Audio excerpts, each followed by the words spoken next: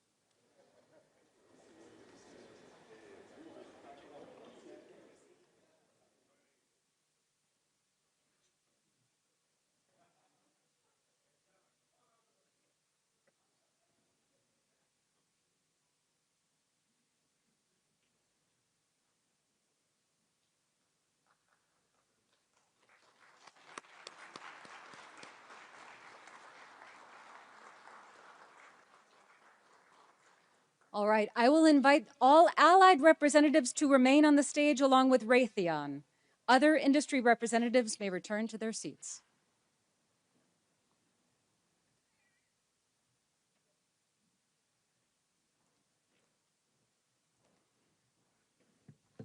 And I would now like to invite the additional participating allied representatives of our procurement coalitions to the stage. Denmark, Estonia, Italy, Latvia, Lithuania, Portugal, Romania, Spain, and the United Kingdom. And for industry, I would also like to invite representatives from Boeing and Kongsberg to the stage.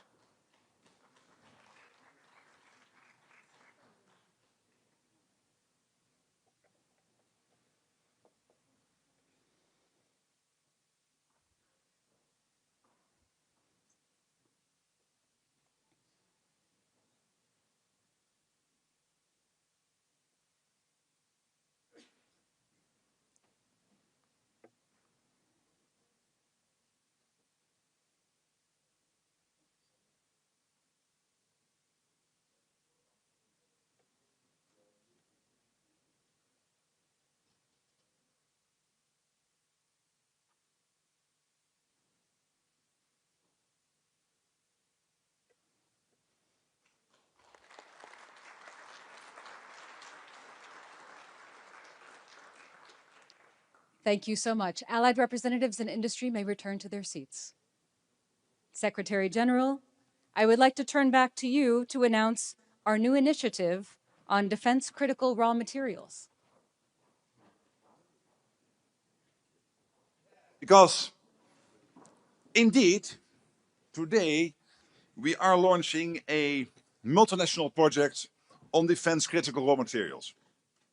For our defense to remain ready and strong, we need our industrial base and our supply chains to be resilient and secure. This means we need a stable supply of materials and companies and components across critical sectors, regardless of potential shocks or disruptions. That's what this new project is all about. Several allies are committed to working together to acquire, store, transport and manage stockpiles of defense critical materials, components and recycled products. This project demonstrates allies' strong belief in a cooperative approach as the best way to increase security.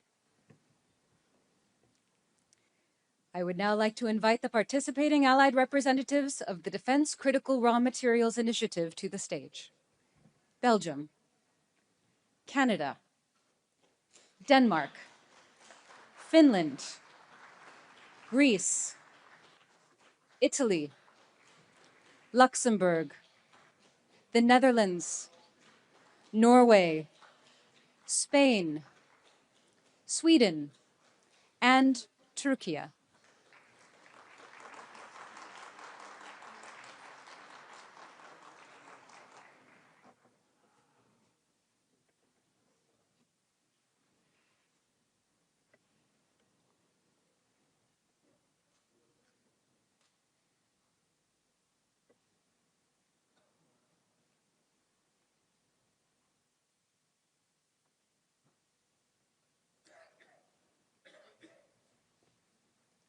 Thank you very much.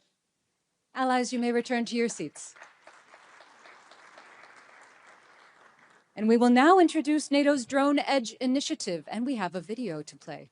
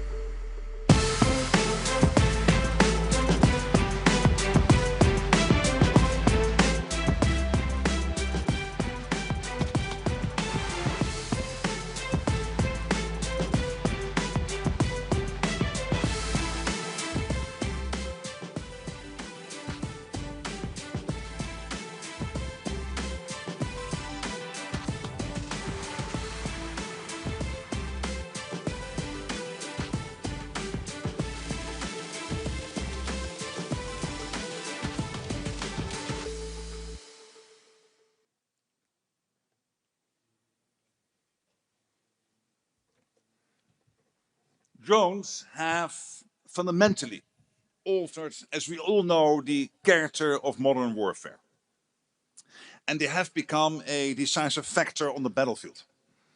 This is clear from what we see in Ukraine, in the Middle East, and across the alliance. Allies themselves have seen repeated drone incursions.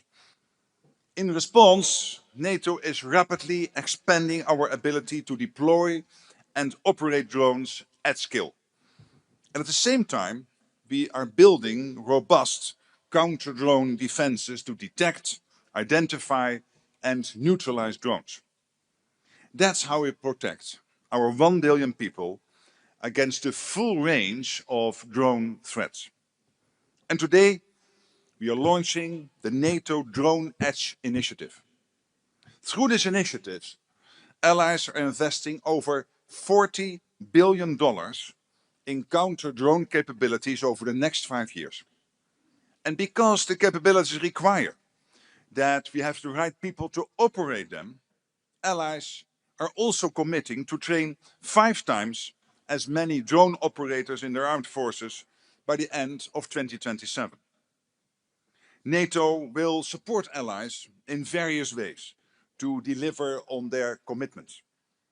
We'll begin by launching a counter-drone marketplace. The aim here is to help procure counter-drone capabilities at scale and speed. NSPA is also here to make sure that the contracts are there, worth hundreds of millions of euros to procure surveillance drones for allies. And NATO is increasing its drone training capabilities, including through a project called NATO Flight Training Europe. Today, Finland, France, and Sweden joined this project, bringing the total number of allies to 20, with 16 flight training centers across 8 allies. Together, we are building a drone-ready alliance.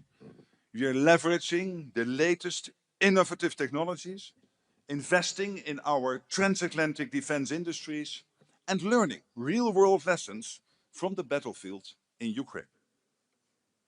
There's more to come this morning, so please stay tuned. Indeed, there is more to come. But first, applause for me and for all these announcements. Thank you so much. There is indeed more to come. Thank you, Secretary General. And thank you all for your attention. The announcements will continue, and we will have NATO's Deputy Secretary General, Radmila Shekarinska, join us in just a moment to outline even more new initiatives that NATO, allies, and industry are undertaking in the areas of space and surveillance, strike capabilities, and integrated air and missile defense. So I'd like to invite Mark Sanders, NATO's Deputy Spokesperson, to introduce the next segment.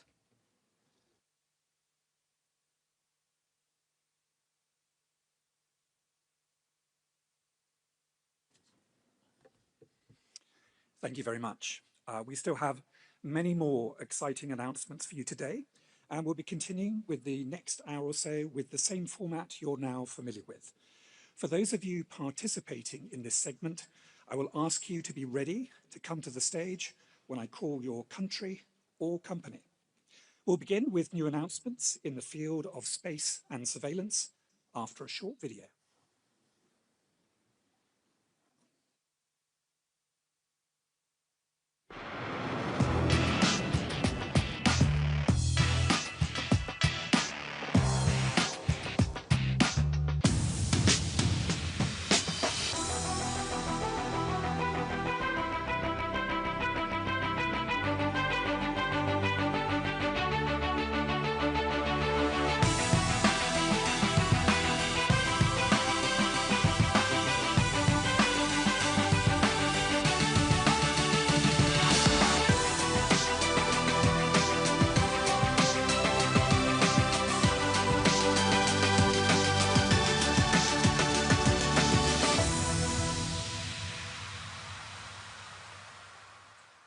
And now, to discuss NATO's efforts in this area, I would like to welcome to the stage the NATO Deputy Secretary General, Radmila Shekarytska. Deputy Secretary General, the floor is yours.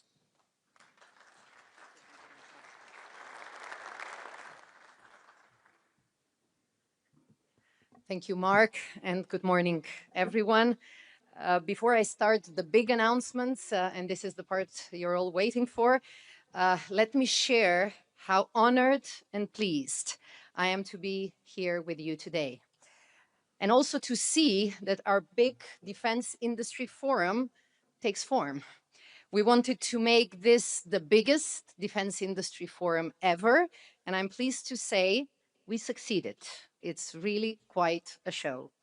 Our governments and our companies and the people working in them are contributing to making NATO's defenses stronger, to make our militaries more capable, and ultimately, our people safer.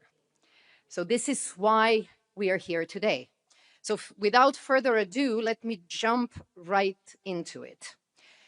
And I will start with, of course, space and surveillance, for which we have already seen the video. Let me start by saying that space is no longer the distant frontier it once was. It is part of our critical infrastructure on which a large part of our economy depends, but also it is essential for our security. Our militaries could not function properly today without space-based capabilities. Space technology has become more affordable, and launch costs have significantly decreased. As a result, more countries are investing in their own satellite constellations. Let me mention 4 projects that will enhance our collective space capabilities. And the first one has to do with one of the biggest challenges in the space domain, and that is connectivity. Individual satellite constellations are highly vulnerable to targeted cyber attacks, to jamming or physical destruction, while also being too slow to relay large amounts of data on their own.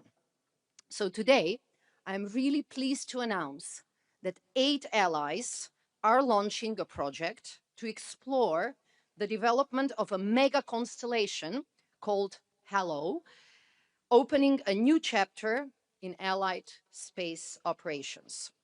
So this new model will be particularly helpful for high-speed communications, intelligence and missile tracking, overcoming the cost, the time, and coverage limitations of single-nation satellite fleets. The second one is our NATO flagship initiative for space-based intelligence, which is called Alliance Persistent Surveillance from Space, APSS. It was launched 2 years ago at the Washington Summit, and today Spain will become the 19th country to join the initiative. Spain will contribute by boosting coastal surveillance through imagery from its Atlantic constellation satellites. Third is the recent investment by our host nation, Turkey. Following the success of its original IMECE Earth observation satellite, Turkey is announcing an ambitious plan for the development of 2 additional high-resolution satellites.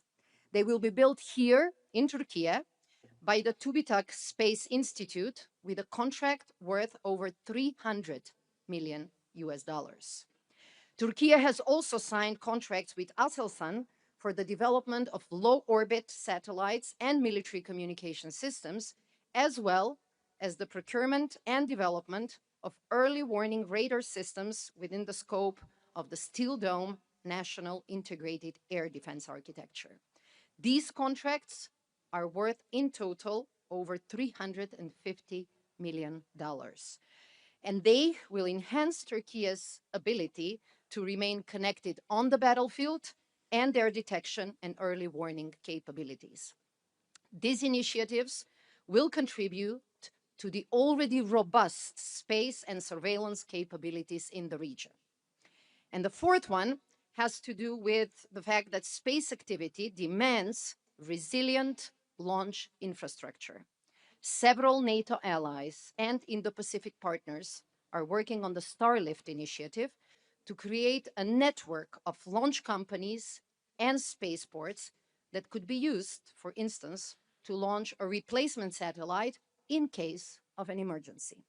In addition, today, the German company ISAR Aerospace will sign a $140 million contract with the Canadian Maritime Launch Services to secure the lease of a launch pad at the Space Launch Site in Nova Scotia. These partnerships will improve orbital launch readiness. And all the projects that I have mentioned, from Canada to Turkey, are excellent examples of transatlantic cooperation in action, something that we are seeing throughout today. So I return the floor now back to Mark.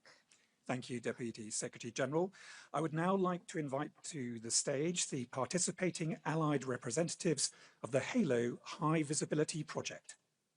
Denmark, Canada, Finland, Germany, Norway, the Netherlands, Sweden, and Turkey.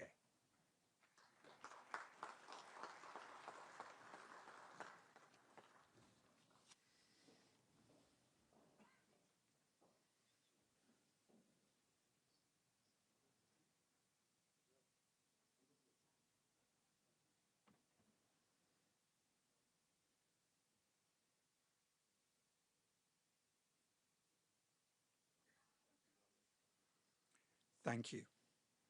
I would invite the representatives of Canada and Turkey to remain on stage. The other allied representatives may return to their seats.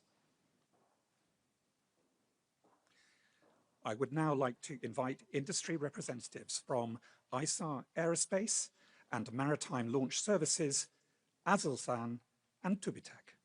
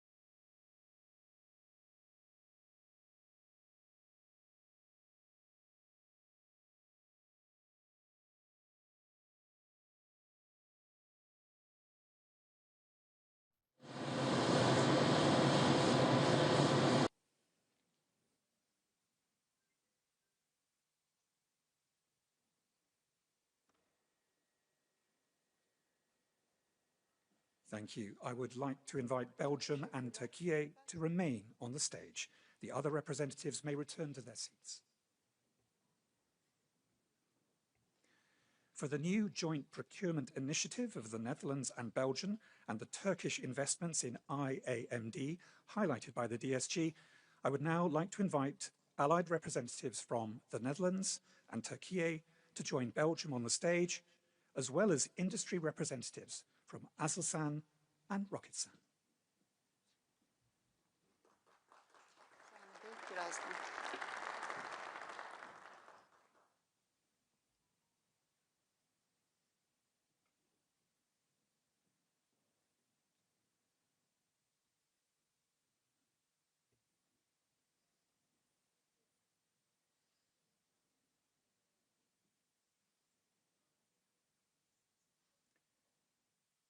Thank you very much. You may return to your seats.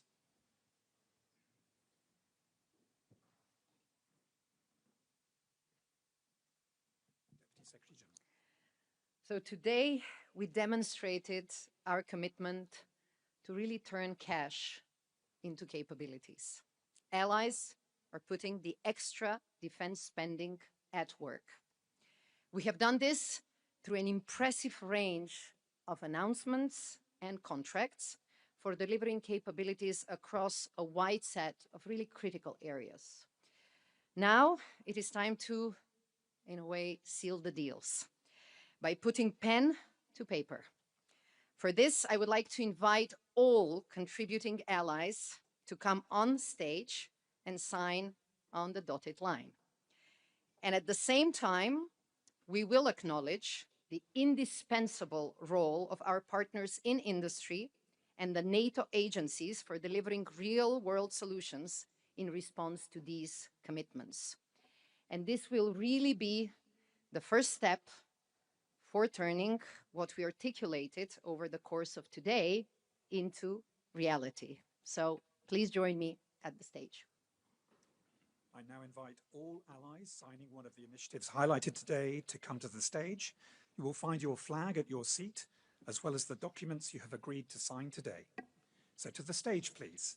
Belgium, Canada, Croatia, Czechia, Denmark, Estonia, Finland, France, Germany, Greece, Iceland, Italy, Latvia, Lithuania, Luxembourg, the Netherlands, Montenegro, North Macedonia, Norway, Poland, Portugal, Romania, Slovakia, Spain, Sweden, Turkey, the United Kingdom, and the United States.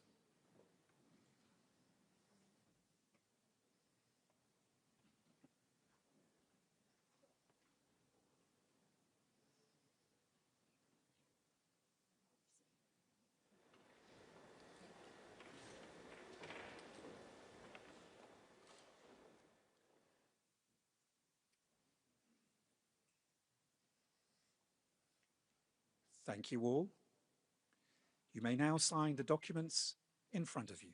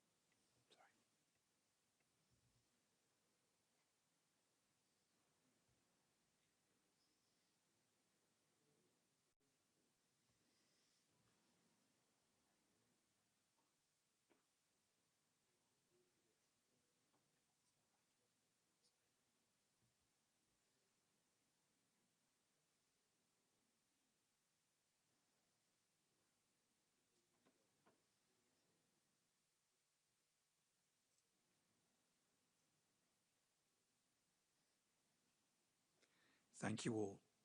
I now invite our signatories to the stairs, together with the NATO's Deputy Secretary General at the center of the stage for a group photo, please.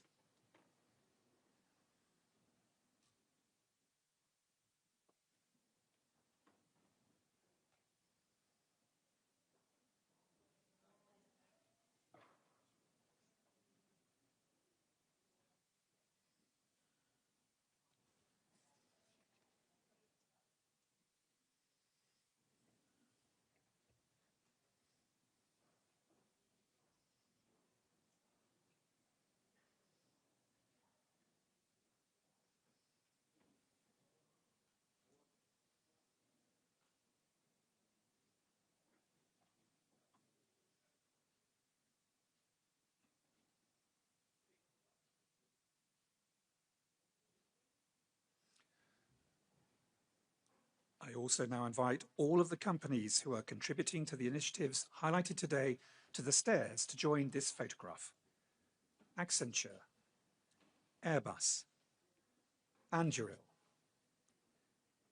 Aselsan, Athea SAS, Boeing, Diehl, General Dynamics Land Systems, Isar Aerospace, Kongsberg, Lockheed Martin, MLS, Northrop Grumman, Palantir Technologies, Patria, PJZ, Raytheon, Rheinmetall, Rocketsan, Saab, Shield AI, STM, Tubitak, as well as the general managers of the NATO Support and Procurement Agency and the NATO Communications and Information Agency. To the stage, please.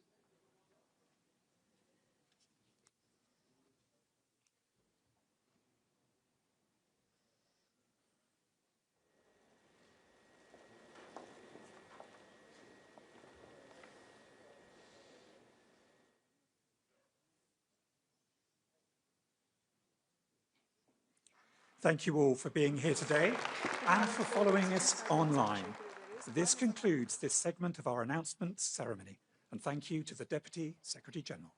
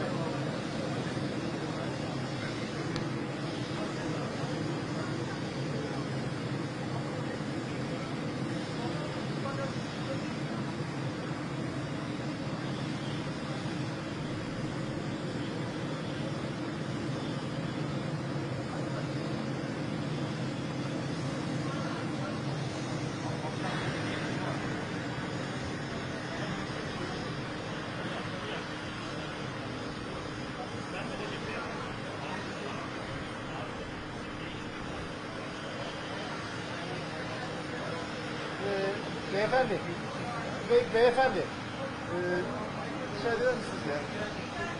Yücel Bey, Yücel Bey.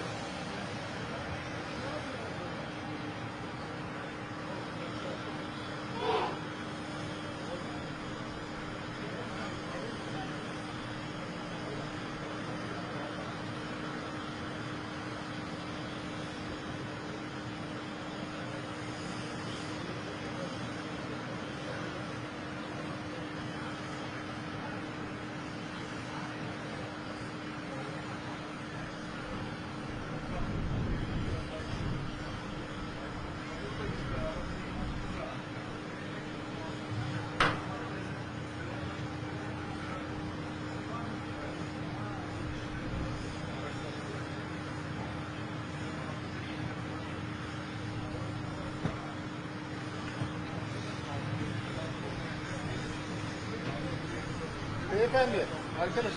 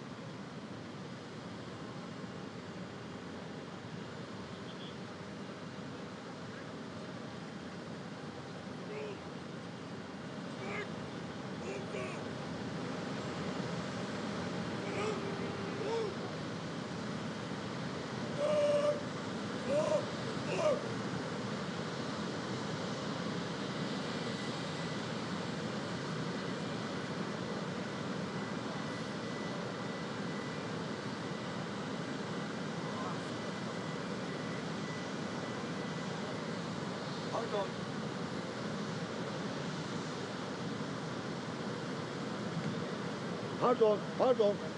Biraz böyle gider misin öyle?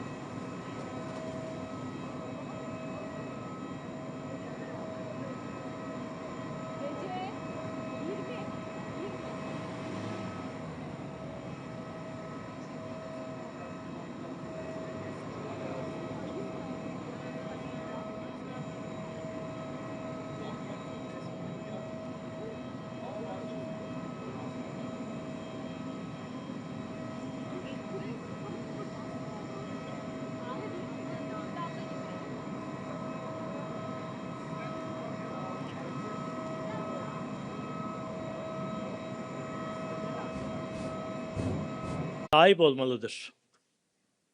Bu çerçevede NATO'nun kolektif savunma anlayışı ve müttefikler arasındaki dayanışma ruhu ve birlikte hareket etme kararlılığı bugün her zamankinden daha fazla önem taşımaktadır. Bu kararlılığı destekleyen üretim kapasitesi, mühimmat stoku, platform modernizasyonu, sürdürülebilir tedarik zincirleri ve hızlı uyum sağlayabilen sanayi ekosistemi de bir o kadar hayatidir. Nitekim Ukrayna'daki savaş, modern harp ortamında mühimmat tedariki hızının, insansız sistemlerin, hava ve füze savunmasının, elektronik harbin ve hızlı inovasyonun ne kadar belirleyici olduğunu göstermiştir. Son dönemde Hürmüz Boğazı ve çevresinde yaşanan gelişmeler ise ulaştırma hatları güvenliğiyle tedarik zinciri yönetiminin artık savunma planlamasının ayrılmaz bir parçası olduğunu bir kez daha ortaya koymuştur. Bu nedenle artık hepimiz için temel soru şudur: taahhütlerimizi ne kadar hızlı, gerçek kabiliyete dönüştürebiliyoruz?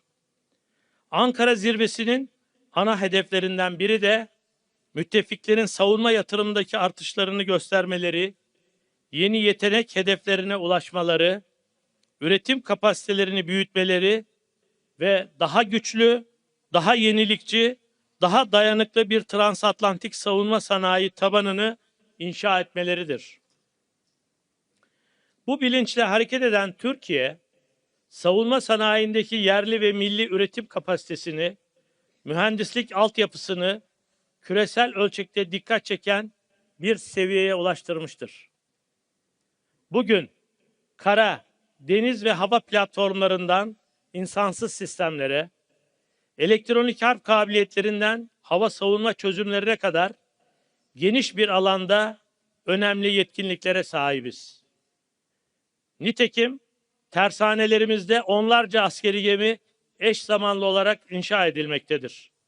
Türkiye, deniz platformları üretiminde sadece kendi ihtiyaçlarını karşılayan değil, aynı zamanda müttefiklerine ve ortaklarına da katkı sunabilen ölçekte bir kapasiteye sahiptir. Kara gücümüzün modernizasyonu kapsamında Altay ana muharebe tankımızın seri üretim safhası, zırhlı kara araçları alanında ulaştığımız teknolojik ve endüstriyel seviyenin somut göstergeleridir. Kaan programı, hava harekat alanında Türkiye'nin yüksek teknolojiye dayalı muharip hava platformları geliştirme kapasitesinde yeni bir lige çıktığını göstermektedir. Mühimmat üretimi de ittifak için en kritik başlıklardan birisidir. Son yıllarda 155 milimetrelik mühimmat üretim kapasitemizi çok hızlı biçimde artırdık ve bu alanda somut sonuç üreten müttefiklerden birisi olduk. Roketsan'ın yeni üretim ve entegrasyon yatırımlarıyla füze ve mühimmat üretim kapasitelerimizi önemli ölçüde büyütüyoruz. Aselsan ve Havelsan gibi şirketlerimizin radar, elektronik harp, haberleşme, komuta kontrol, yazılım, simülasyon ve yapay zeka destekli sistemler alanındaki yatırımları ise savunma sanayi kapasitemizi yalnızca nicelik olarak değil, nitelik olarak da ileri taşımaktadır. Tüm bunlarla birlikte NATO'nun %5 savunma yatırım taahhüdünü de önemli görüyoruz. Zira bu taahhüt aynı zamanda ittifakın caydırıcılığını güçlendirme, savunma üretimini ölçeklendirme ve ihtiyaç duyduğumuz kabiliyetleri zamanında sahaya yansıtma iradesinin somut göstergesidir. Sayın Cumhurbaşkanı Yardımcım, değerli konuklar, yaşanan savaşlar ve çatışmalar göstermiştir ki sahadaki başarı yalnızca mevcut stoklara değil, aynı zamanda hızlı öğrenme, hızlı üretme ve hızlı uyarlama kapasitesine bağlıdır. Drone teknolojilerinden elektronik harbe, mühimmat üretiminden yazılım güncellemelerine kadar birçok alanda askerler, mühendisler, girişimciler ve karar vericiler arasındaki mesafe kısaldıkça cephedeki etkinlik de bir o kadar artmaktadır. Bu nedenle bizlerin görevi barış zamanında bu işbirliği kültürünü inşa etmektir. Kriz ortaya çıktıktan sonra üretim hattı kurmak, tedarik zinciri oluşturmak veya ortak standart geliştirmek çok geç olabilir. Hazırlık bugünden yapılmalıdır. Çağrımız açıktır. Taahhütleri kabiliyete dönüştürelim. Kaynakları üretime dönüştürelim. Sanayi gücümüzü caydırıcılığa dönüştürelim ve ittifakımızın güvenliğini sözlerle değil, sahada karşılığı olan somut kapasiteyle güçlendirelim. Bu çerçevede forum boyunca yapılacak temas ve değerlendirmelerin gerçek projelere, ortak girişimlere, üretim mutabakatlarına ve kabiliyet çıktılarına dönüşmesini temenni ediyorum. Bu duygu ve düşüncelerle sizleri bir kez daha saygıyla selamlıyor ve tüm katılımcılara teşekkürlerimi sunuyorum. Thank you.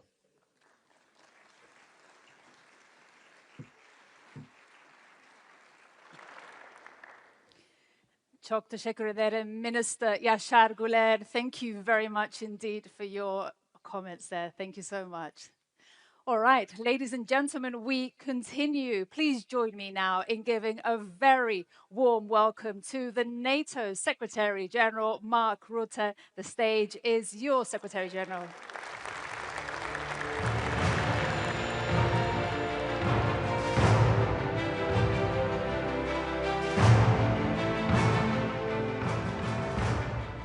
Thank you, Maria, Mr. Vice President, Excellencies, dear friends. A good afternoon, everyone, and a very warm welcome to the NATO Summit Defense Industry Forum. As we are in the middle of the World Cup, let me start with a little football analogy. And I do this with a heavy heart, as the Netherlands, my country, has been kicked out, and also Curaçao, which is part of the Kingdom of the Netherlands, has been kicked out of the World Cup. But still, I maintain the football analogy. Because there is something I believe football teaches us. No team wins because of one brilliant player. We need a goalkeeper, you need the defenders, the midfielders, the strikers. And yes, everyone notices the player who scores the winning goal. But behind every successful player and team out on the pitch are many others on the bench and behind the scenes. the coaches, the trainers, the analysts, the people making sure everything works. Everyone matters. No one wins alone. NATO is much the same. It takes a whole team to deter and defend most effectively. Our political leaders set the direction. Our armed forces are on the pitch every single day. And you, our defense industry, provide the strength behind the team. The equipment, the innovation, the production capacity. To have power, resilience and endurance, we all need to be fully engaged in the game, working together for our shared security. You need us at NATO to tell you what our militaries need. That is the demand. And we need you to turn those requirements into real capabilities. That is the supply. That is why it is so crucial that we continue to build cooperation between NATO and industry. I have seen it grow and develop since I took over in 2024.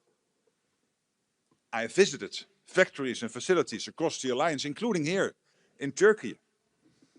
I've spoken with company leaders, engineers and workers on the factory floor. I've seen the innovation. I've seen the opportunity. And I see our partnership in action right here at this forum. This is what teamwork looks like.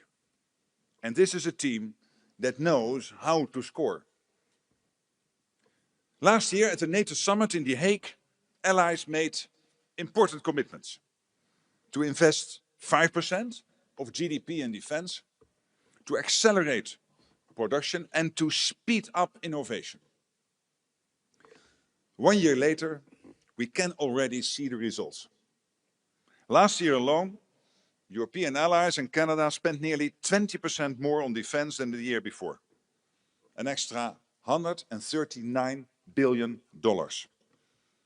Looking at 2025 and 2026 together, it is an increase, again, Canada and the Europeans, of $258 billion, more than 250 billion. And that's just the additional investment. So basically, one thing is clear. The money is there, and much more is coming.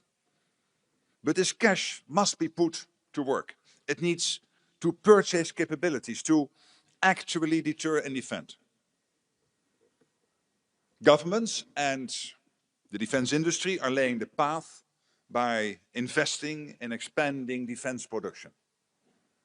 Over the last year alone, we have seen $37 billion invested in just boosting our defense industrial base itself. Again, think about this number, 37 billion to boost our defense industrial base. So larger factories, new production lines, more capacity. In fact, there is enough additional production space to cover more than 2,000 football pitches. And just this morning at the forum, substantial new contracts were signed and more big announcements were made. Altogether worth tens of billions of dollars and growing. That means more air defense systems and strike capabilities, more satellite communications, more ammunition, more drones and counter-drone systems, and increased resilience and preparedness. According to our projections, by next year, the alliance will have the capacity to produce around 4 million artillery shells annually. Almost twice as many as last year. That's scale. So yes, we have made real progress. We are moving in the right direction. The strategy is clear. But the match is far from over. And to win it, we need all team members to pull their weight. Do more, faster, together. We don't have the luxury of time. We need capabilities now to ensure we remain ready. The security situation demands it. Russia. Russia is pouring almost half of its national budget into its war machine. Can you imagine? Almost 50% of what Russia spends is put into the war machine.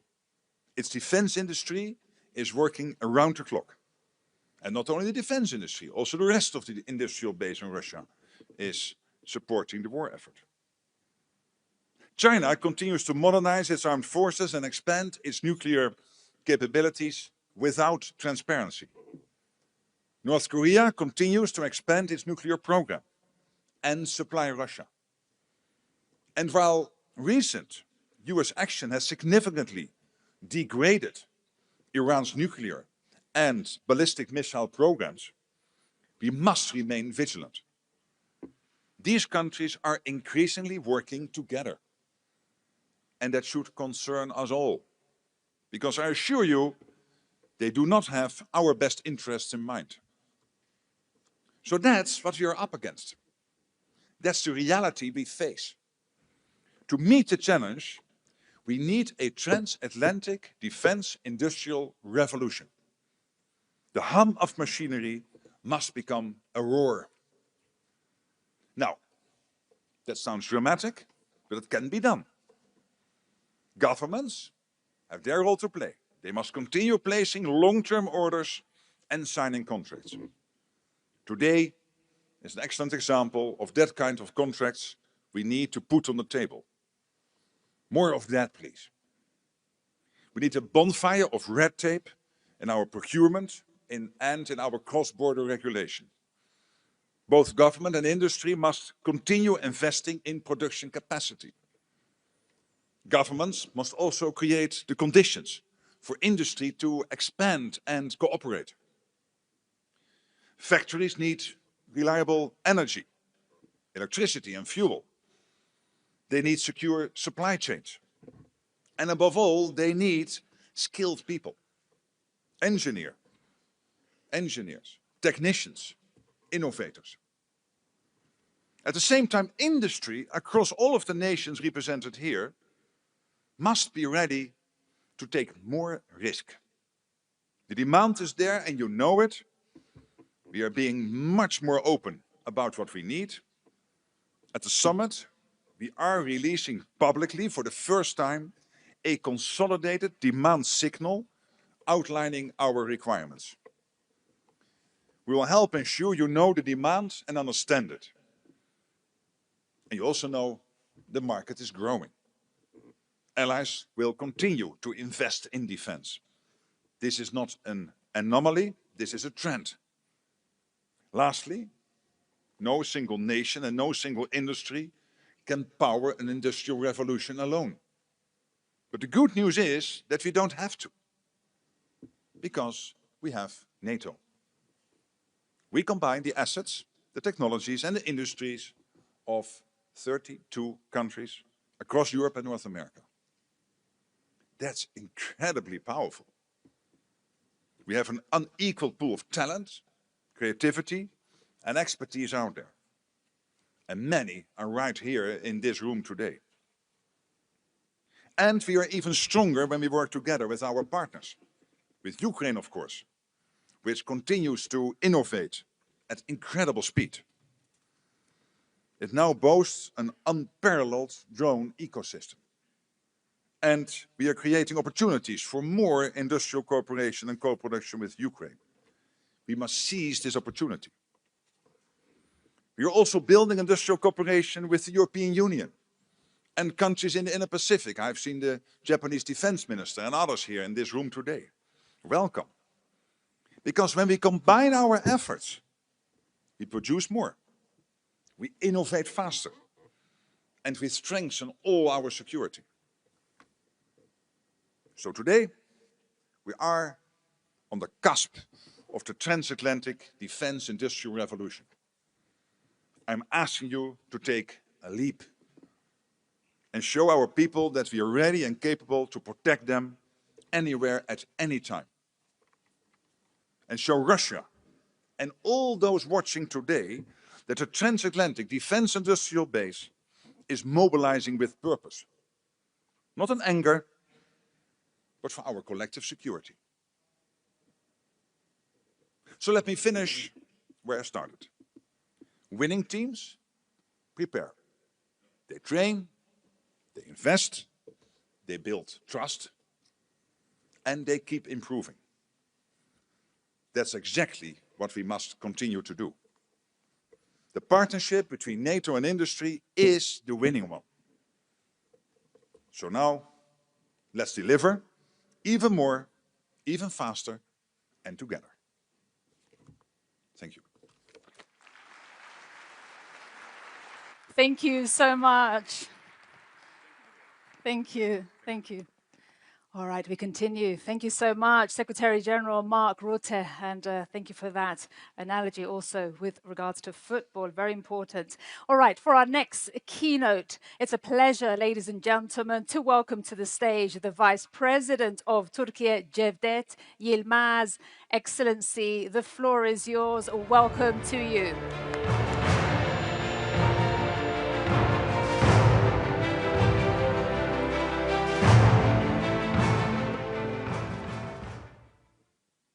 NATO'nun saygıdeğer Genel Sekreteri Sayın Mark Rutte, Çekya Başbakanı, değerli bakanlar, NATO üyesi ülkelerin kıymetli yetkilileri, değerli misafirler, hanımefendiler, beyefendiler, hepinizi saygıyla selamlıyorum.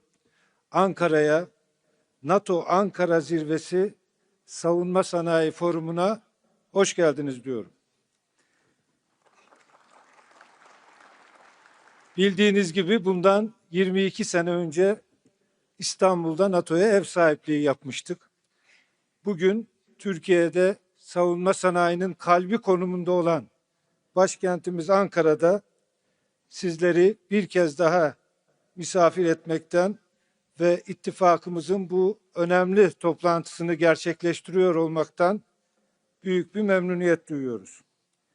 Bugün müttefik ve ortak ülkeler olarak hepimizi etkileyen küresel gelişmeleri değerlendirecek, ortaya çıkan yeni fırsatları ve zorlukları ve bunlara yönelik atabileceğimiz adımları istişare edecek imkanı bulacağız. Değerli konuklar, bugünkü forumda ve yarınki zirvede ittifakımız yeni bir döneme adım atmaktadır. NATO 3.0 olarak da adlandırılan bu yeni dönemde ittifak içinde külfetin giderek daha adil biçimde paylaşıldığını göreceğimizi düşünüyorum. Zira gelinen aşamada mevcut jeopolitik sınamalar ışığında NATO içinde daha güçlü bir Avrupa sütunu inşa edilmesi bir zorunluluk haline gelmiştir. Geçtiğimiz yıl Lahey'de aldığımız savunma harcamalarındaki artış kararının tüm müttefikler tarafından kayda değer ölçüde yerine getirildiğini ve savunma harcamalarına yönelik yaklaşımın köklü bir şekilde dönüştüğünü görüyoruz. Şimdi önümüzdeki sınama artan savunma harcamalarının somut yeteneklere dönüştürülmesi ve bunun için gerekli sanayi üretim kapasitesinin oluşturulmasıdır. Hepimizin üretim kapasitemizi hızla ve birbiriyle uyum içinde genişletmemiz gerektiği yönündeki tespitlere katılıyorum. Bu bağlamda Sayın Rutte'nin sıklıkla kullandığı Teksas'tan Ankara'ya ifadesi son derece anlamlıdır. Kıymetli misafirler, Cumhurbaşkanımız Sayın Recep Tayyip Erdoğan'ın güçlü siyasi iradesiyle Türkiye, içinde bulunduğumuz dönemin ruhunu erken bir aşamada kavramanın ve savunma sanayinde erken bir dönemde yola çıkmış olmanın avantajını yaşamaktadır. Bugün Türkiye, dünyada savunma ihracatçısı ülkeler arasında 11. sırada yer alıyor. Yakın bir gelecekte ilk 10 arasına girmeyi hedefliyoruz. Futbol tabiriyle ifade edecek olursak Türkiye 1. ligde olmayı hedefleyen bir ülke konumunda. Savunma sanayimiz pek çok açıdan kapsamlı bir dönüşüm geçirmiştir. Ürün yelpazemiz artık hava, kara, deniz, siber ve uzay alanlarının hepsini kapsamaktadır. Bu çabalarımız sonucunda Türk Silahlı Kuvvetlerimizin envanterinin yerlilik oranı %80'i aşmıştır. Bununla birlikte Türkiye, müttefik ülkeler için de güvenilir bir tedarik kaynağı ve proje ortağı haline gelmiştir. Savunma ve havacılık ihracatımız son bir yıllık dönemde 11 milyar doları aşmıştır. İhracatımızın yarıdan fazlası NATO müttefiklerimize ve Avrupa Birliği üyesi ülkelere gerçekleştirilmiştir. Türkiye bugün tüm dünyanın takdirini kazanmış İHA ve SİHA'larıyla elektronik harp sisteminden savaş gemilerine, 5. nesil savaş uçağından derin taarruz yeteneklerine kadar her alanda son teknolojiye sahip sistemleri üretebilmektedir. Dünyanın en büyük 100 savunma şirketinden 5'i Türk şirketleridir. Savunma sanayinde geldiğimiz bu aşama asla tesadüf değildir. Türkiye bu ilerlemeyi kamu ve sanayinin birlikte çalışmasıyla ve savunma sanayi firmalarını sürece en başından itibaren dahil ederek gerçekleştirmiştir. Bugün Sayın Genel Sekreter tarafından duyurulan NATO'nun sanayi işbirliğine yönelik yeni stratejisi de esasen buna işaret etmektedir. Değerli konuklar, savunma sanayi dayanıklılığı artık sadece hükümetlerin ve şirketlerin meselesi olmaktan çıkmıştır. Bu alanda başarı ancak üniversiteler, finans sektörü, iş gücü gibi toplumun tüm katmanlarının sürece dahil edilmesiyle mümkün olabilecektir. Tüm bu yapı her şeyden önce insan gücüne dayanmaktadır. Bugün Türkiye'nin savunma sanayi iş gücünün ortalama yaşı 34'tür. Mühendislerimizin yarısını ise kadınlar, genç kızlar oluşturmaktadır. Bu da bize şunu söylüyor, gelecek bizim. Genç iş gücümüzle.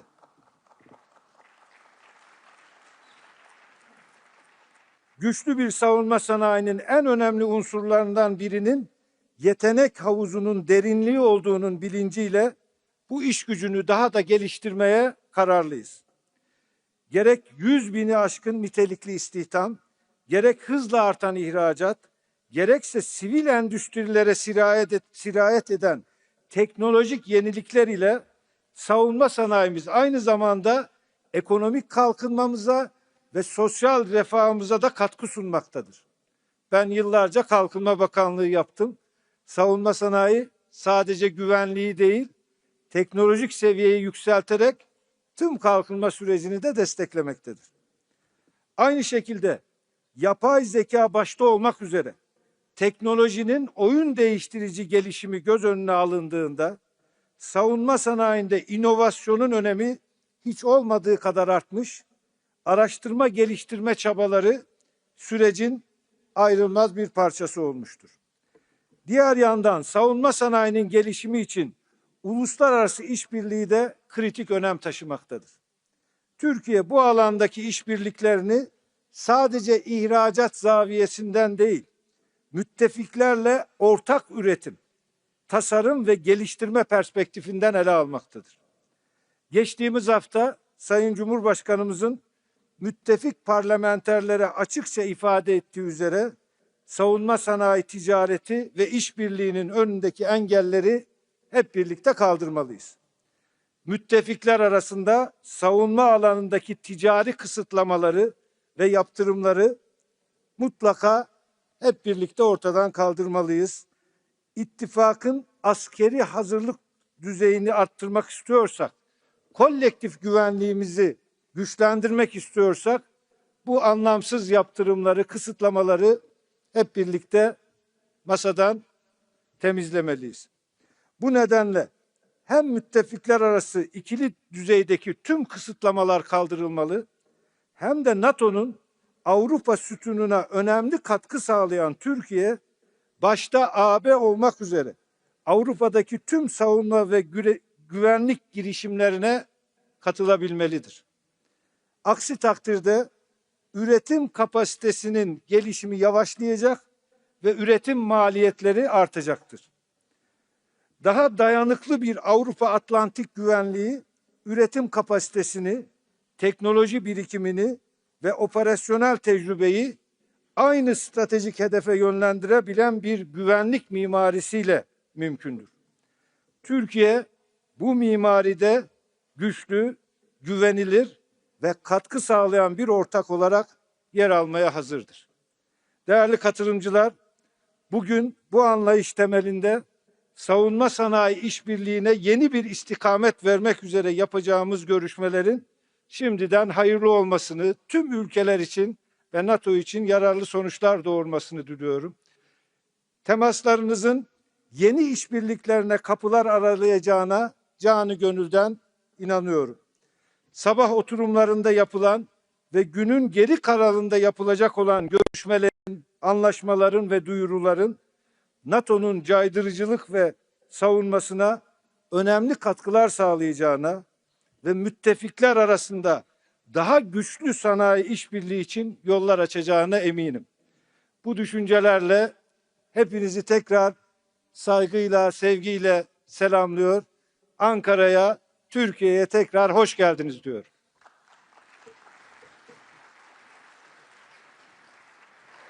Çok teşekkür ederim Cevdet Yilmaz. Thank you very much indeed. Thank you. And I'm sure, ladies and gentlemen, if I may, speaking on behalf of all of us, how happy we are and grateful for Turkey's generosity and hospitality as hosts of this important event. Teşekkür ederim, Turkey. Thank you very much indeed for being such graceful hosts. Ladies and gentlemen, we move now to our panels, and we'll be starting with one entitled Navigating the Ramp Up, a Conversation with Industry. And I think it's clear to everyone in this room that industrial might and military might go hand in hand. And our conversation this afternoon is just that, navigating the ramp up, a conversation with industry. Now, this features several private sector leaders who are working to ensure our militaries are getting what they need. And for this session, we're very happy to have our moderator, who will be Jenna Ben Yehuda, Executive Vice President at the Atlantic Council. And our panelists will be Uwe Horstmann, Chief Executive Officer at Stark Defense, plus Jay Pittman, President of Lockheed Martin International, and Charles Woodburn, Group Chief Executive Officer at BAE Systems. I now invite you all to join me here on stage. Welcome to you. Jenna, hi.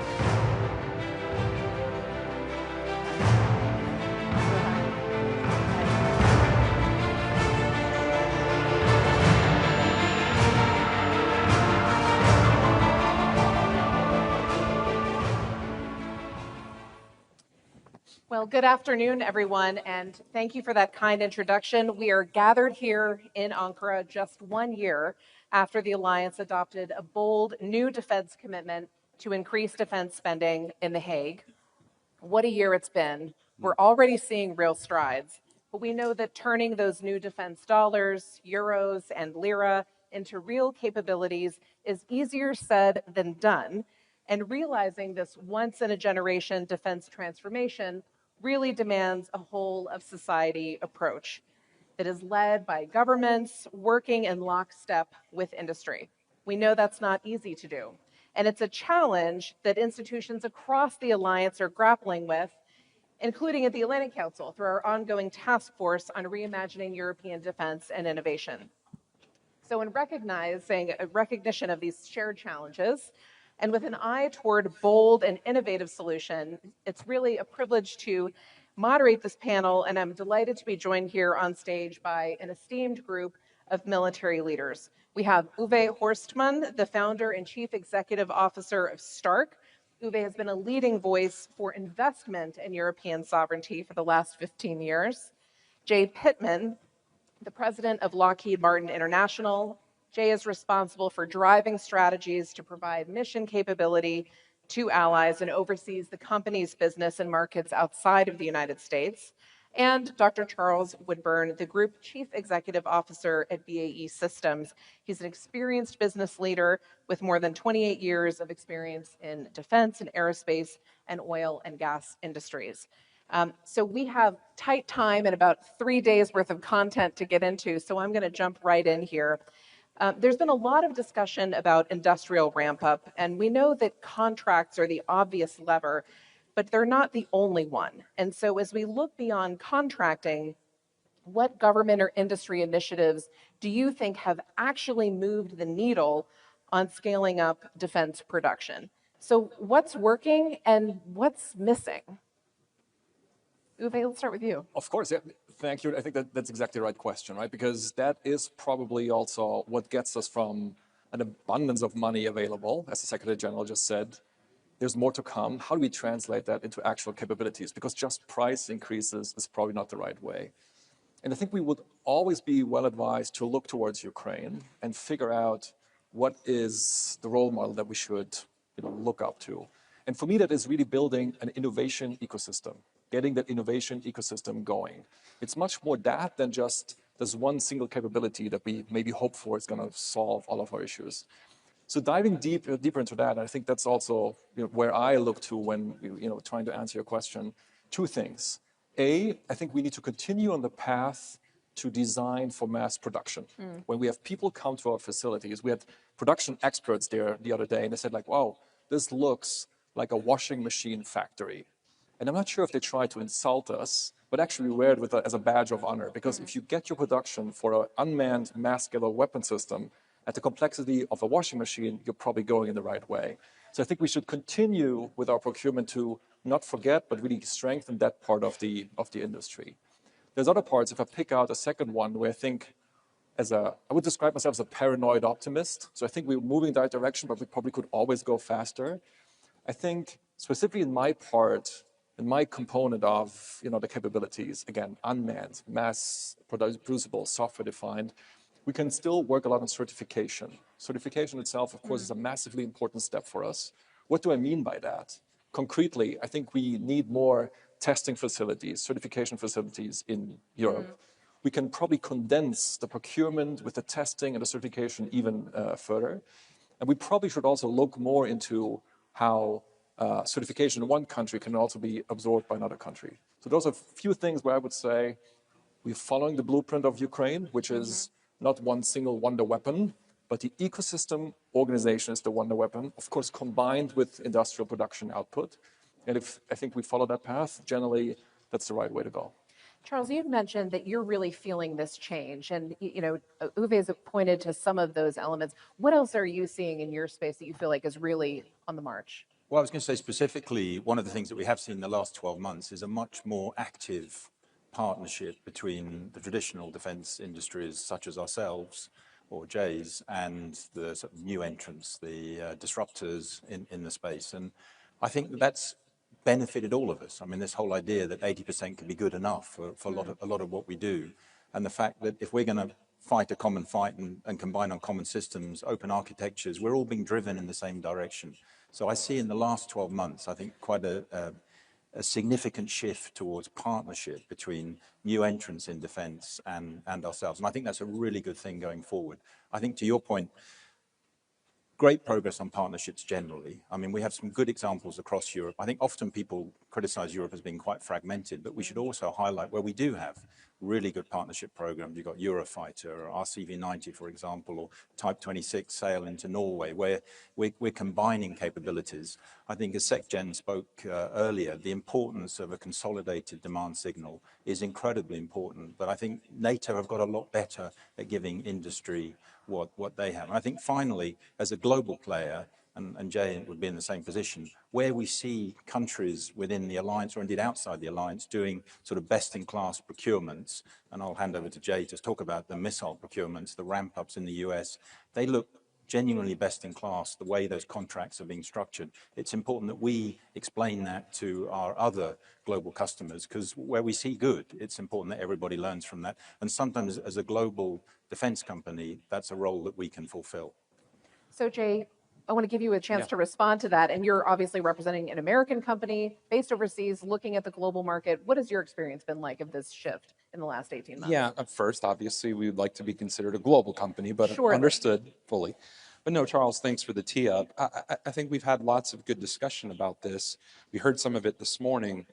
When you have a better forecast of aggregated demand, you look at it in a multi-year situation, industry can show up differently. There's creative things we can do in terms of capital and financing and requirements to be able to drive through the supply base. As many know, the Department of War's acquisition transformation strategy and some of the things that have gone on within the United States has really done a generational shift in how we get at what they call framework agreements.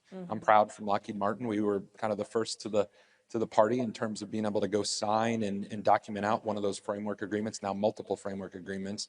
And what it's doing is we're not talking just normal stair-step increases in things like munitions. In some cases, we're quadrupling production lines.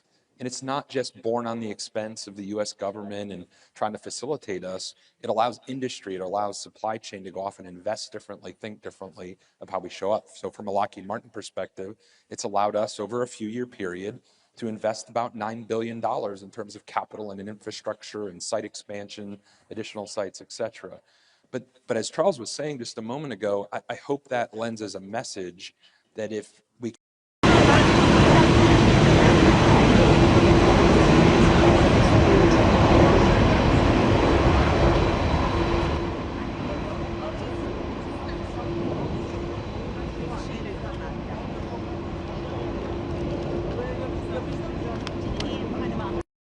unfortunately, we end up having multiple channels of effort that sometimes occur.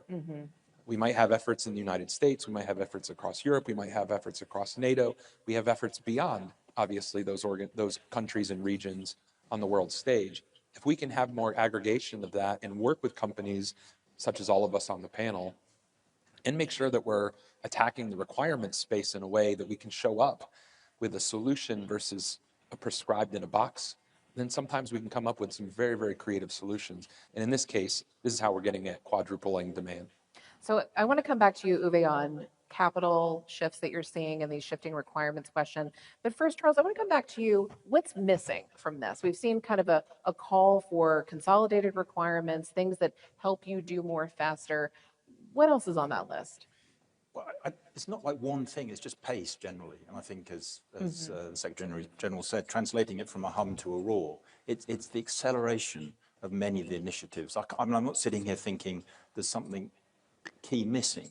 We just need it more pace. I mean, in industry, we're investing at record levels, CapEx, self-funded R&D. Industry will happily do that when we see and there's a clear business case ahead of us. So the more we can do to consolidate that and build the business case, the quicker we can move. And for a company such as ours, we have no shortage of capital to deploy, and we're ready to do that when we see the business case, as we have been doing. So I think pace, it's not that pace is missing, but we can always do with more pace. So that shared commitment for velocity. Indeed. I want to come back to you on capital. We hear a lot about this need to deepen an innovation ecosystem across Europe in particular. Lack of capital is sometimes cited. What shifts have you seen afoot? Is that really still the question worth asking? I think so. I mean, it's been a super interesting journey over the past, I want to say, 5 to 10 years. And it is also a big part of my biography. And trust me, that's not a part that I chose to be kind of like really deep in the trenches of capital allocation into the defense industry in Europe. Specifically when it comes, of course, to call it my part of the industry, which is the systems are more inexpensive, they're faster to develop, and they're designed for scaling and producing.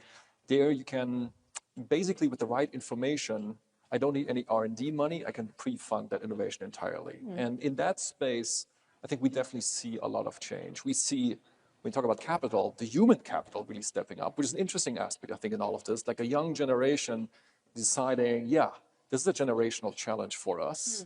We want to play a part in this.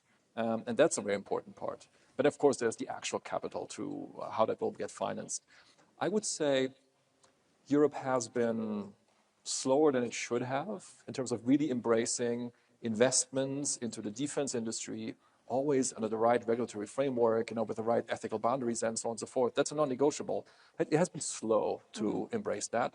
Not so much slow in recognizing the problem, but just slow in enacting the changes necessary. Because for me, 2 years, and that's maybe 2 to 3 years, is a bit of a description for a time frame where it really started to happen and now it's really in full swing. That's a long time. And, I'll be the first to proudly state this.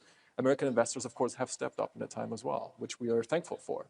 And that only led to the situation that now a company like ours is possible, where we'll, in that 2 years that we are around, take the next 2 years, into that, we'll probably spend $1 billion on research and development and production expansion. And that is money that was not there really before. So we see a different part of the economy kind of stepping up, going into. And we have developed, I think, from early stage venture funding to growth stage investors to now really tapping into the very large pools of capital. So now we have investors who have 50 billion, 100 billion available. So you see it is an interesting investment theme. And that is good that way because, of course, we need to bring it all together. The technological innovation, the procurement processes, which, of course, for us, also a big unlock to attracting capital. The human capital. I think sometimes we underestimate how important it is, what power we have as industry. If you can make it clear to the people out there that it is okay to work in defense, it is okay if you're an engineering talent to think about how to defend your home country and the alliance. And, of course, the actual capital, which is also needed. And which also, to a certain degree, at least in my part of the whole stack of military systems, can replace taxpayers' money, but can really replace also the R&D funding. So Jay, I want to turn to you. You're at a different part of this spectrum within the space. You're a larger established company, one of these major primes that we're often talking about. This push for velocity, this push for rapid fulfillment of really delivering quickly. How have you experienced those shifts, and how are you approaching some of that need to be able to respond to those requirements and reduce that time to decision? Yeah, at first start by saying, I hope everybody still thinks of Lockheed Martin as an incredibly innovative and forward-leaning company. We have things like our Skunk Works organization in Palmdale that have, for generations, established some of the cream of the crop of advanced technologies and capabilities. So the way that I look at it is, this is a great opportunity, just like this panel, for all of us to work collaboratively across the industry. There's requirements that we're all attacking that we need to get at faster than ever before. So how do we leverage the best expertise of all of us on the world stage across NATO to be able to get at these problems? So from our side, I think it continues to be more opportunities to partner, more opportunities to collaborate together. We invest heavily in venture, our own LM Ventures in terms of investing in emerging capabilities and technology. Has that accelerated those kinds of partnerships recently? It has. Recently? We've not only accelerated in the amount of companies we're dealing with, but also the funds that we're putting into those companies as well, for the pure reason of where can we do this 1 + 1 = 3 opportunity in terms of being able to accelerate with velocity some of the development. So we are not too proud to say that it doesn't have to be invented here from a Lockheed Martin standpoint. How do we get at it from, I think, that speed and velocity? So I think it shows up in all life cycle phases, though. I think we often think of like velocity in terms of development. To me, it's velocity in terms of everything. It's velocity in terms of development for all the reasons we just said. It's velocity in terms of production. How do we move up ramps faster? How do we think of new creative ways and everything under the sun to get at production differently, including how do we attack requirements? But then even the life cycle. Yeah. Part of the challenge for an organization, I'm sure Charles has the same challenge, when you have platforms deployed everywhere around the world in vast quantities, how do you make sure that we are, again, also moving with velocity in terms of the sustainment, regional sustainment? How do we use artificial intelligence to get at the pure mastery of data that we have quite a substantial amount of in the type of work that we do? So we're attacking it on all fronts. So Charles, I do want to come to you on this point of velocity and how you reshape a business to think about executing on different timetables. I'd love to hear about your experience leading BAE through a moment like this, and also how has Russia's war in Ukraine shaped some of your thinking and the examples of their bravery? Yeah. It's been a pretty profound change. The drone, counter-drone that we see play out day in, day out in Ukraine. It's something that we've all learned some profound lessons from: defense of existing platforms, defense of your land, integrated air and missile defense. The combination of swarming drones and high-end ballistic missile threats is an incredibly difficult challenge to face.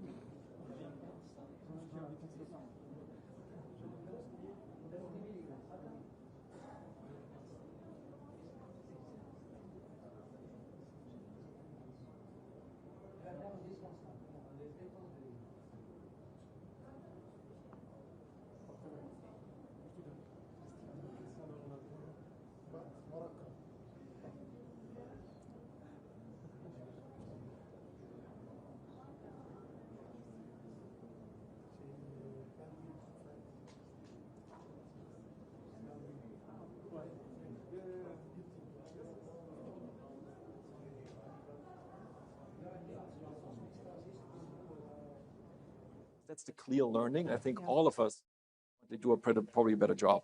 Give us the requirements, force us to be more interoperable, and we will probably also, all of us, have to do a better job at delivering on that. And specifically on the data sets. We should really ideally thrive for a situation where we have very high walls. We really vet everybody very carefully, but once you make it in, you probably should have access to a lot of data. I don't sometimes understand why we don't treat breast cancer, for example, where we have great radiology data sets, and we give them basically to everybody whom we trust, help us make better diagnoses. Maybe enemy tanks, we should treat them more like breast cancer and also give access to people who can train their models on it, because that way, if you're a trusted partner of the ecosystem, we give you access to better data, and hopefully for all of us, we'll get a better solution out of it. Yeah. So we've covered a lot of ground. We've talked about the changing investment climate in Europe. It feels like you're doing more, working together, new partnerships. We've also seen some demand signals, I think, for the decision makers in the room, a real desire maybe for forcing some decisions on interoperability, making some of that a requirement, longer tail orders, more predictability in the space, ability to scale that production. Anything else? What are we missing? What are the buzzwords that everybody in this room and online needs to be thinking about throughout this industry forum? I've got to come back to collective pace. Yes. For all of us. I mean, we recognize the challenge. We see what our adversaries are doing. And it collectively, we just need more pace in this. And we're ready to play our part, I think, in industry. But collectively, with everyone in this room, we just need more pace. I would pile on Charles's word by saying again, collectively though, how do we make sure across the entire NATO supply base, do we make sure we're operating with strength and full access for the entire supply base? So this is not just spend more, but spend well, spend smart, do it fast, and build together. Yes. Thank you. That's all the time we have.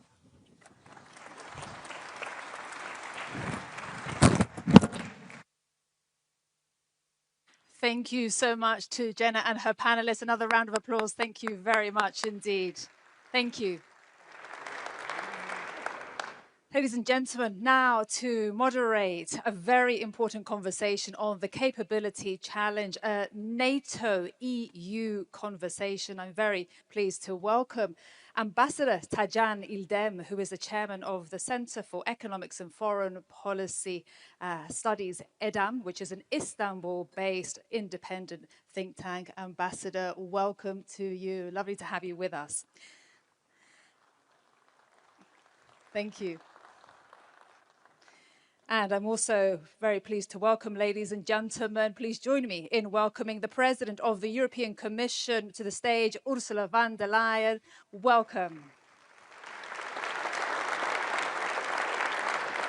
And a very warm welcome back to the stage, the NATO Secretary General, Mark Rutte.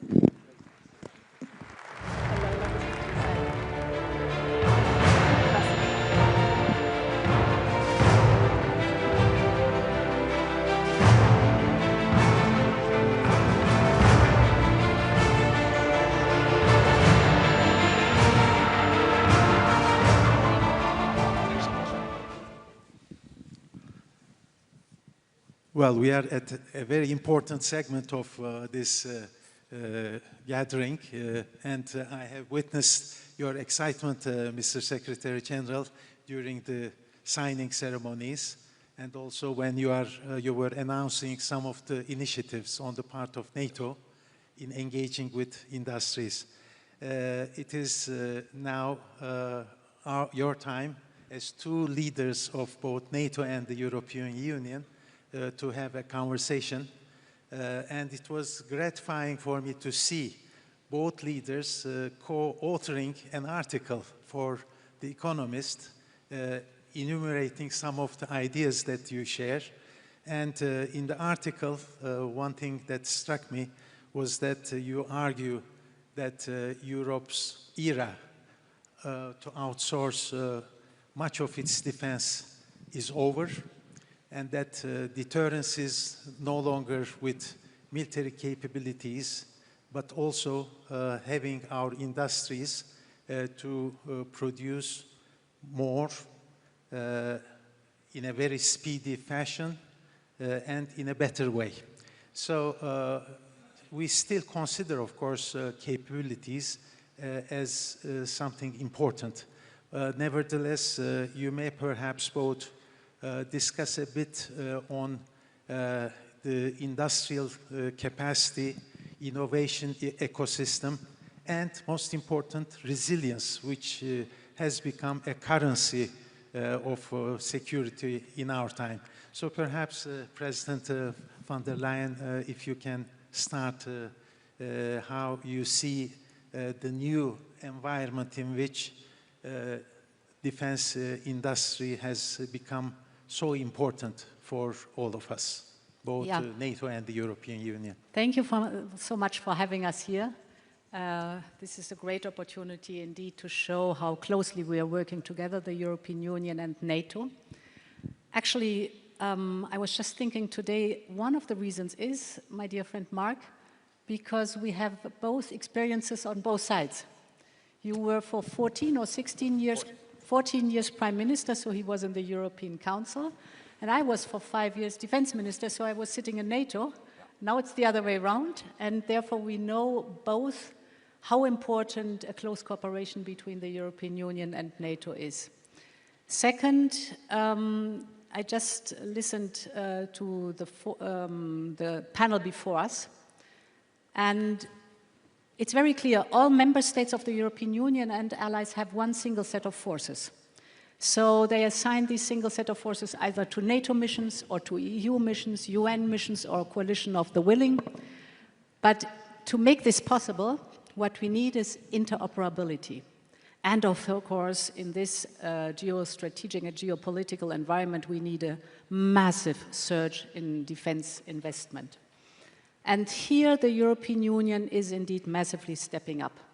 We have our Rearm Europe program, which mobilizes up to 800 billion euros till 2030.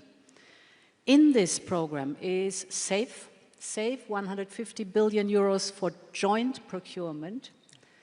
And not to forget, the next long-term budget will have 131 billion euros for military capabilities, plus 17 billion euros for military mobility, which is also of utmost importance: streets, bridges, ports, airports, etc. The infrastructure also has to be here on the European side. And on SAFE is for us very important, as I said, the joint procurement. Here we have good news. We have now 10 agreements worth 100 billion euros. SAFE is per design open also to partners and other countries. 35% of the cost components can go outside the European Union, but of course 65% have to be in the European Union, and that's the point how we strengthen the defense industrial base, because with this taxpayers' money we want, of course, a return on investment, and we want good jobs in Europe, we want research and development in Europe, so that's important for us. My last sentence on this: the door is more open than the 35% for countries outside the European Union. If there is a security and defense agreement signed, Canada is the first one to have done this, so these possibilities are also there. So you see a wide spectrum of investment. Yes. Well, Secretary General, if you can also share your perspectives. Well, basically, I totally agree. The great thing is we know each other so long, and of course, there is a clear division of labor we both agree on. So that's why we can strengthen each other's roles. So NATO is about command and control, capabilities, and standards. Basically, all the other things have to be handled by Europe. And the EU, of course, is crucial there. And 23 of NATO allies are also in the European Union. So most of the NATO allies are also a member of the European Union. And when you look at issues like, indeed, making sure the money is there, the 800 billion, crucial program. but also when it comes to, indeed, military mobility, when it comes to societal resilience, when it comes to developing the defense industrial base. This is all what Europe, the EU, is working on. You appointed Andrius Kubilius, the first defense commissioner, I think in the history of the European Commission. He is working on that with a specific focus under your leadership, and I think that's all evidence. And we've got to do this because the threat is there. We cannot continue as we did, being over-reliant on the United States. We need this much stronger Europe in a stronger NATO. And we can only get there when we work together seamlessly as one, using and leveraging each other's strength. And that's what we are doing. Well, we all know that it is important for Europeans to strengthen their strategic responsibility. I rather prefer using strategic responsibility rather than autonomy in order to have the transatlantic bonds as strong as ever. While doing so, of course, NATO is most appreciative of the initiatives taken by the European Union. You mentioned SAFE. Of course, there are many others: European Defence Fund, PESCO, EDIRPA, REARM, and of course, in creating capabilities, translating cash to capabilities, the European Union needs to look not only to the capabilities of the member states, and Europe is more than the European Union.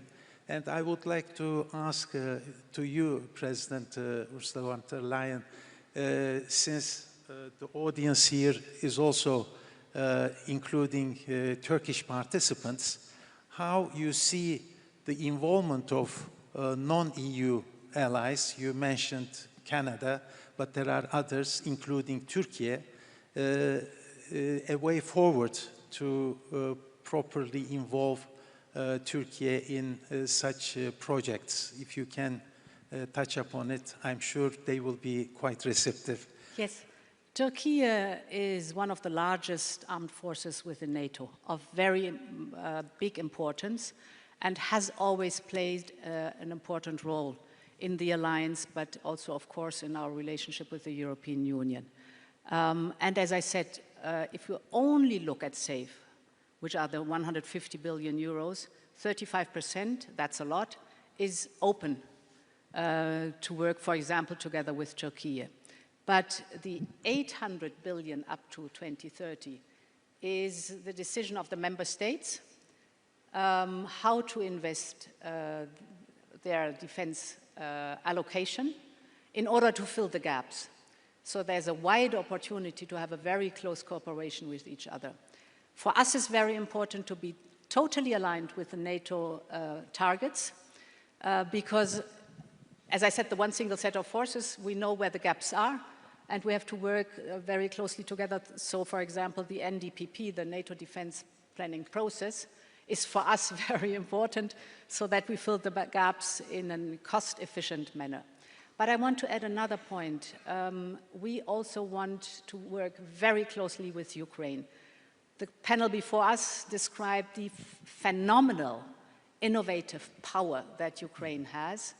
And this we have to use because we have to step up in our defense capabilities fast, at a reasonable cost, and smart. And Ukraine has proven all this in the last years under the pressure of the war.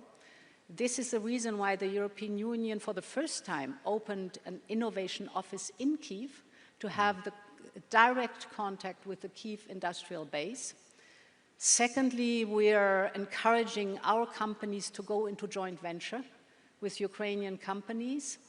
And thirdly, we as a European Union are working on a longer-term partnership in order to look how to boost our cutting-edge technology base in our defense industrial base in the European Union together with Ukraine. We can learn a lot from Ukraine, and we have to learn a lot because they are not only highly innovative, but also battlefield experienced.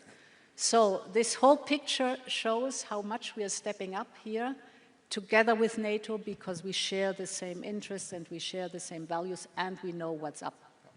Secretary General, you in your remarks told that the priority for Ankara summit would be also to have a proper follow-up of the Hague summit meeting with the decisions taken there.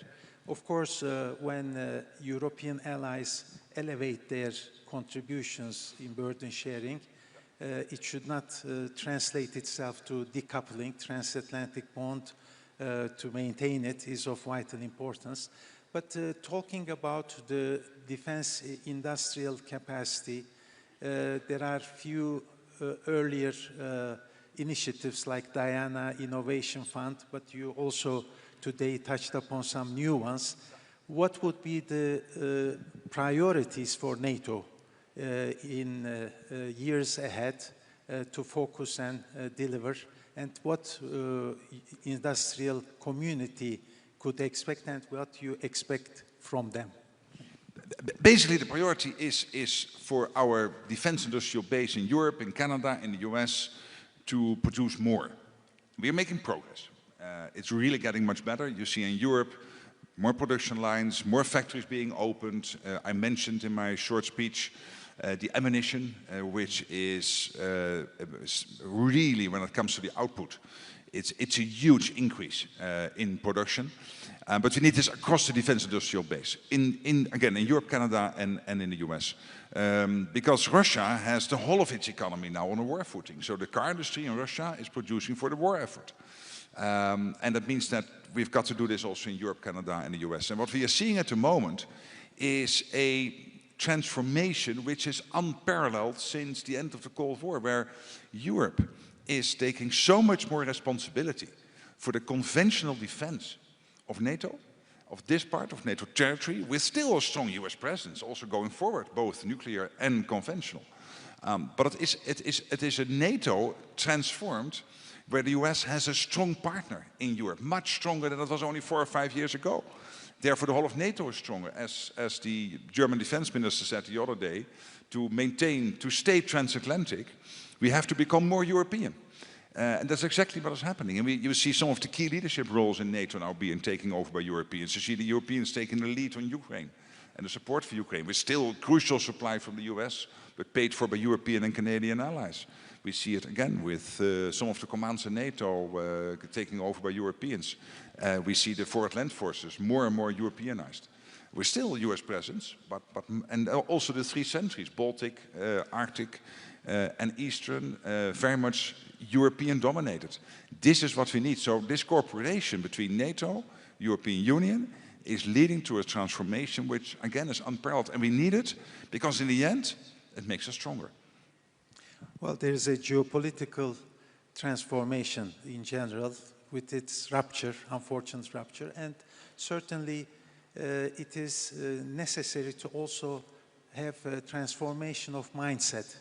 And it requires perhaps, as many have touched upon already, not to see governments as the only stakeholder, but it should be a combination of contributions from others, including industry. So we used to talk more about whole of government approach. Perhaps on resilience, you may talk a bit about a whole of society approach. Perhaps we may start with you. Yeah, the whole of society approach is very important because we do not only see the conventional or let's say the military threat out there, but the whole hybrid attacks that we are suffering from are targeting towards the society. For example, if you take foreign interference and manipulation of information, internet-based, this is a big issue which is targeting the society's vulnerability and where you have to build resilience. And this is something which we are working intensively on too, to set the record straight, to convince with facts and figures, to be clear in all these debates, internet-based, what the truth is and what the right facts and figures are. And you can win these battles. We've seen this in different scenarios that you can really convince people. If you look at the Eurobarometer, measuring opinions of people, they say very clearly that one of their top worries is security and resilience. So the Europeans have understood how important it is to defend our democracy, to defend our values, to stand up for freedom and for peace. So this approach of whole of society is the precondition to be successful. Secretary I completely agree. And let me just give one example, Turkey. How you have organized your defense industry with the Turkish Defense Industry Secretariat directly reporting into the president. You have about 3,000 defense industrial companies working closely together, small, medium-sized, the bigger ones, basically exporting all over NATO territory and of course producing for Turkey itself and also exporting outside NATO. I think that's a model which is very interesting, and I know that some other allies are studying it to see whether they could implement it in their country. So it's just one example of a whole society approach when it comes to defense industry. And more generally, it is indeed, as Ursula is saying, it is the realization Europeans have that the first task of government is to keep our country safe. The second task is to have a strong economy. And you need both to deter the Russians. We need strong economies, healthy finances, connected to strong economies, but first of all, we have to defend ourselves. It's the first task of every government. And the threat is there. Russia working with North Korea, Iran and China. Let's not be naive. So this forum, in fact, is a showcase of this interaction, strong interaction between governments and industry. I see the clock. It seems that we have come to the end of this important conversation. And once again, thank you for sharing your views. And it's always a pleasure to see both of you. Thank you.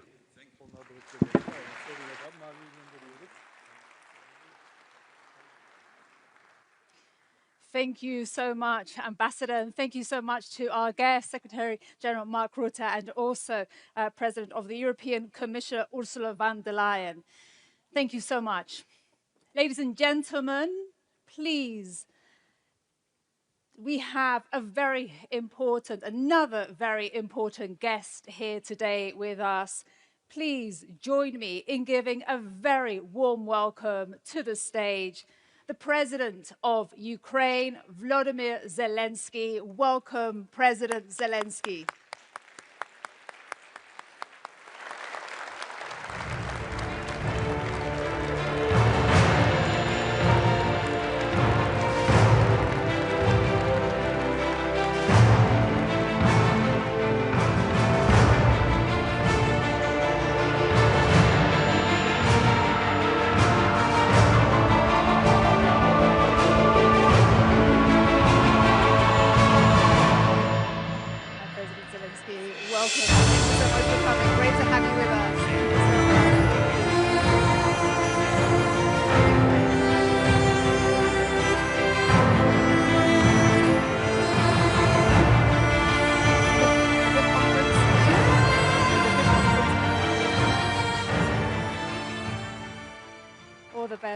I think the podium is yours now. Thank you very much indeed.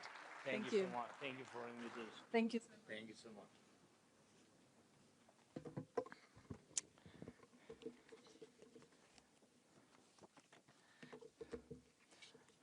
Hi. Dear friends, Mark, dear Ursula, Alex, Rob. I don't see everybody, sorry. Dear friends, so thank you for your attention to us. Thank you for your attention to Ukraine, to Ukrainian defense companies, and to our defense capabilities, which have truly become among the strongest in Europe and have been proven in modern war. And what do we mean by modern war today? War has changed fundamentally. These are revolutionary changes in the very nature of warfare. Changes as serious as those during the First World War, when machine guns began to decide the outcome of battles, or with the development of modern tank warfare, which had such a profound impact on Europe during the Second World War, or with the invention of missiles. Today, drones and the very technology of fighting at a distance represent a revolutionary change in the technology of war. So in Ukraine, as we defend our positions on the front line and do so in a fully justified war of self-defense, we are now eliminating around 30,000 Russian soldiers every month. Just imagine that scale. In June alone, nearly 28,000 Russian soldiers were eliminated, and we have video confirmation for every single one of them. The overwhelming majority were struck by drones. And frankly, we take no pride in this. We are saying it to show what modern war looks like, a war we did not start, but one we are forced to fight in order to defend our country, our people, our children. Every day, this war also sees a massive amount of enemy equipment, logistics, and military facilities destroyed. And again, we do most of it with drones. At the same time, we are carrying out a campaign to secure the Black Sea using our naval drones. These are not just strike platforms used to destroy Russian warships at sea. Our naval drones have already evolved into multi-purpose platforms that can launch strikes from the sea against different targets on land and in the air. At the same time, we are fighting in the skies on two key fronts: defending Ukraine from Russian attacks and carrying out our long-range sanctions against Russia for this war, along with our medium-range pressure campaign across the entire depth of the temporarily occupied territories of Ukraine. Thanks above all to our drones, we have established the ability to strike across the entire depth of the occupied territory. And you see what Russia's massive attacks look like. They are very similar to what we recently saw in the neighboring region, when Iranian forces struck their neighbors. Attack drones of different types, missiles, and a large number of ballistic missiles. We have raised our interception rate against Russian Shahid drones to more than 90%. That means thousands of Russian attack drones shut down every week, and with all due respect, no other country had the capability to defend against attack drones at this scale. The reality of this war forced us to build it. And today we defend against hundreds of attack drones every day and night, and thousands every week and every month. Ukraine's defense sector is building that capability even in the middle of a full-scale war. And we also maintain a high interception rate against cruise missiles, thanks to the way we have built our air defense. And thanks, of course, thanks to the support of all of our partners who continue to provide Ukraine with defense assistance. Thank you so much. And I have a question for you. Do you really believe it? Do you really believe it would be right to live outside NATO, a country and a people with this level of defensive capability? If we already have these capabilities, if Ukrainians already know how to fight like this, then it does make sense for these capabilities to become a part of the alliance's collective defense. That would make all of us stronger. And we already see each other as reliable partners, and it would be only natural to become a part of one common security community. The fact is that we will remain next to the source of the problem, Russia, for a long time. Ukraine in NATO is a source of extraordinary defensive capability. In the meantime, we have completely eliminated the very idea of Russia having a strategic area. And you know this country.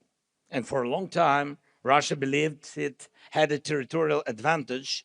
No one else possessed a deep area where it could safely keep military production, military equipment, and everything its war depends on, believing no one could reach them. And we have reached them. Just yesterday, Ukrainian drones broke through Russia's defenses and struck a Russian oil refinery in Siberia. And this is not an exception. It's the new reality. And there is no major oil refinery left in Russia that has not been struck by Ukraine. I want to emphasize this. Unlike Putin, we are not fighting this war for pleasure or for geopolitics. Russia brought this war to Ukraine, and it's killing our people. It wants to destroy our independence, and we are only defending. From the first day of this war, we are defending ourselves, and we are raising the cost of this war for Russia, and by doing so, increasing the changes for peace. We are able to do this thanks to the hundreds of thousands of Ukrainians working in our very important defense sector, and the hundreds of companies producing every type of modern weapon Ukraine needs. Today, because of this, Ukraine has the world's largest and the most advanced drone warfare capability. And we are offering this capability to our partners through the Drone Deal Initiative. I'm grateful to everyone who has already joined this initiative and to those who are joining it. Drone Deal Initiative, it's not only about buying drones, but also about co-production, fast-track access to the means of protection of critical infrastructure, air defense, and of course, security cooperation. And I also want to thank every leader, every country, and every company cooperating with Ukraine in the defense sector. The European Union, Turkey, NATO countries, as well as countries such as Azerbaijan and the Gulf states and other friends are already our strong partners. And I hope our cooperation will provide our nations with reliable protection against threats. The one thing we still need to do here in Europe is build a strong defense against Russia's ballistic missiles. This is a big challenge, it's true. This is Russia's last major advantage. And as well, and as we have seen from the wars in the Middle East and the Gulf, this is an issue of global importance. And I believe Europe urgently needs its own capability to produce anti-ballistic systems and the missiles they require. We all value the Patriot system. It's an excellent system, and there are others as well, but today's wars have shown that current Patriot production is not enough to meet the growing demand for protection against ballistic missiles. That is a fact. And we must respond to that fact. Those who defend life need more Patriots. We have also discussed Patriot production licenses with our American partners, and I ask you to support our efforts to make this happen. And one final point. As I said, Europe needs its own effective anti-ballistic systems and missiles. And this work is already underway. And I urge all of you and all our partners to give it the attention it deserves. And this cannot wait until 2030 or beyond.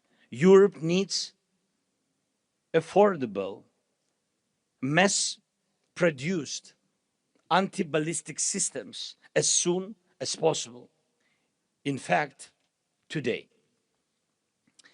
And I'm sure you agree with me, this is not not about maximizing profits for governments or for industry, and it's about providing the strongest possible protection, first of all, protections for hundreds of millions of Europeans. And that protection is needed today, not years from now. We work on developing the anti-ballistic coalition, and I hope it will deliver real, strong results. While this war continues, please help us get more air defense missiles. This is our top priority right now. We are capable of doing everything else ourselves. But when it comes to air defense, we need our partners' determination. Please, let more determination and more decisions for air defense be one of the key outcomes of this NATO summit in Ankara. And I encourage all of you and all our NATO partners to work closely with us, with Ukraine, to develop modern defense capabilities and protection against every type of drone threat. Thank you. Thanks to everyone who is helping us, helping protect lives. And I cannot finish without my appreciation of the position of the leaders of the countries who have clearly stated Ukraine belongs in NATO because NATO with Ukraine is the alliance for the future. The alliance of today must be up to the challenges of the modern world. With Ukraine, with the strength of our defense industry, and most importantly, the resilience and experience of our people. And I'm proud of our people, and I'm proud of Ukraine. Thanks, friends, again for invitation. Slava Ukraini!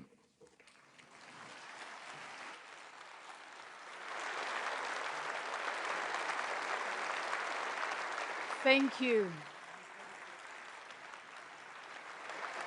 Ladies and gentlemen, a very big round of applause for the President of Ukraine, Volodymyr Zelensky. Thank you very much indeed, President Zelensky, for your powerful speech and speaking to us here in Ankara today.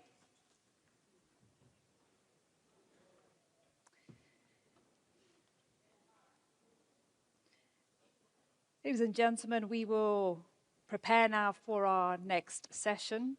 And in today's world, defense, industrial preparedness, that depends on a range of factors. And not every lever rests in the hands of military decision makers.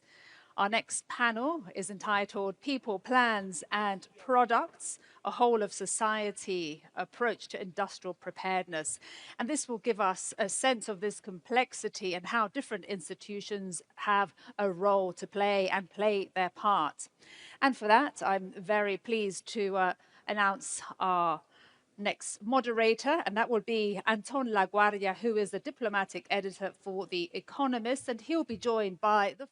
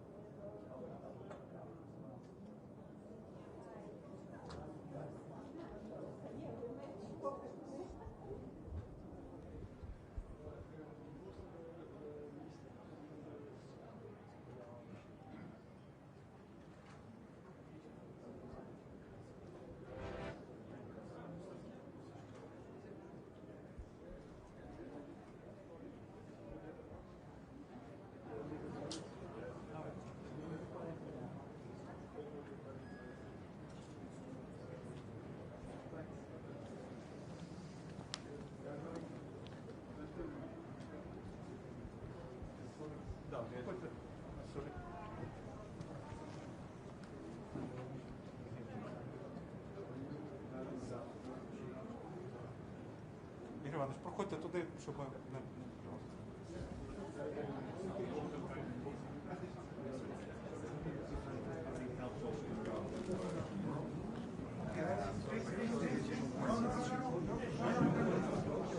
Is it amazing?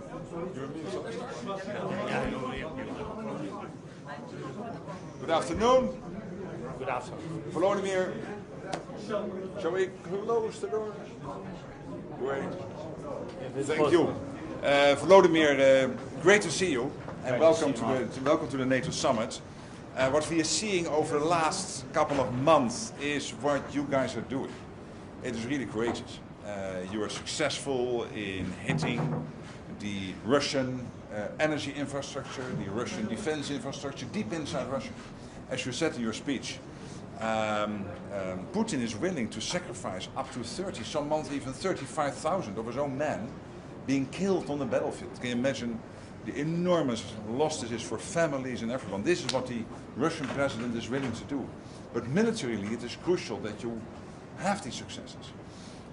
Then on the front line, I mean, only 4 or 5 months ago, you still saw the Russians making gains, and now it is much less so. You are much more successful also on the front line. I think there's one big issue we have to work on. That's air defense, air defense, air defense. Making sure your cities, your vital infrastructure is protected. And by the way, when I list all the issues Russia is facing, one of the most important ones is what you're doing to their economy. The economy is in a very bad shape in Russia. So maybe just one message. Let me repeat what I said when I visited with the ambassadors of NATO in Kiev. If you are a young man in Russia today and you contemplate to join the military, you might be one of those 30,000. This month, next month, the months after, you know that your president in Russia, Vladimir Vladimirovich Putin, is willing to sacrifice you. So think about it again before you join the military. And again, thank you for being here and being such an incredible leader and friend. Thank you so much. Thank you, dear Mark. Thank you, you personally, and thanks to President Erdogan and for the invitation to NATO Summit. Thank you for this opening forum, which is very important, Defense Industry Forum. Thank you for organization, and this is important, and I hope that our companies, not everybody, because we have hundreds of the companies, but some representatives of our sector, defense sector, will present what they do, how they do, and I think this is very important to share all this experience with partners. The second point, I agree with Mark, absolutely. We can speak about different initiatives which are important for Ukraine, Danish initiative, Czech initiative, anti-ballistic, the new initiative, but Mark is absolutely, first of all, it's very helpful with the Pearl program. Thank you very much. Because of this program, we can get maybe sometimes not too much, but anyway, PAC-3, PAC-2 missiles from the United States. And tomorrow we will speak about different topics with President Trump and also about this. But also what is important is today to find a way how to get as quick as possible, as much as possible, missiles for Patriot systems.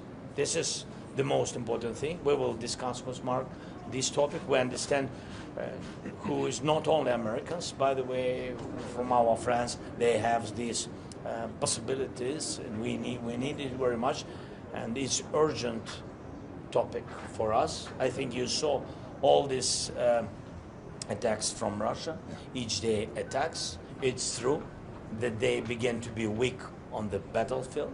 Russians, and they still a lot of soldiers, and still we have to defend our soldiers also. When we speak about defending, when we speak about air defense, we need it for civilians, but also for our army. We need them to defend them. And of course, we see that the weakness of Russia, we feel it, but it's not enough. We need more pressure, more anti-ballistic, and more sanctions on Russia. Thank you so much. Thank you.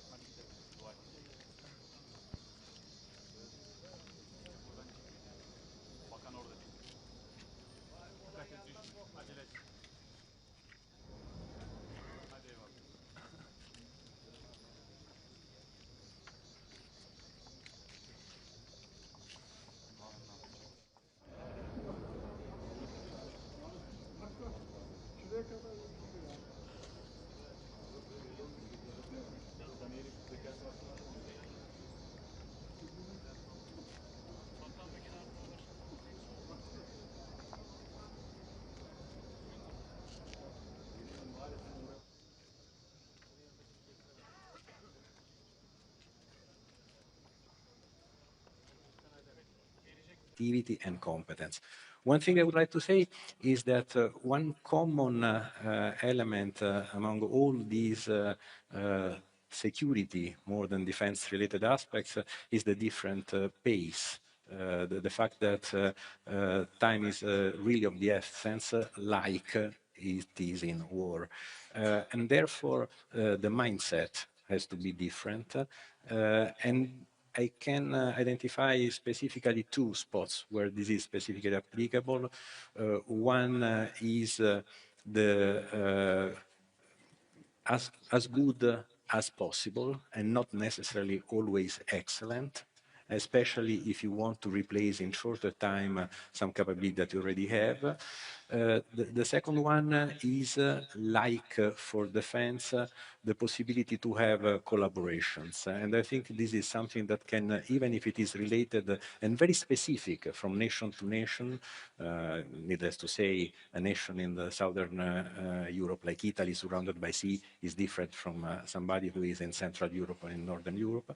Nevertheless, collaboration is still the key due to timescales and the size of the investments that is involved. This is specifically true for me in space, and this is where we applied that very, very aggressively. And also, for example, in the hybrid world of drones, where our partnership with Baykar was exactly responding to the need of quick response to hybrid world.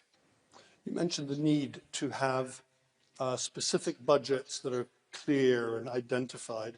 Is there a good way of measuring this 1.5%, of determining the metrics by which countries are achieving particular goals, or is it so difficult to define that it's really not worth trying to have a statistic?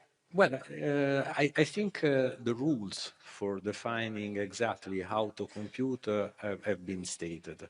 The areas where these can be spent is known. As I already said, this is quite different from country to country, so it is much broader than the pure defense spending.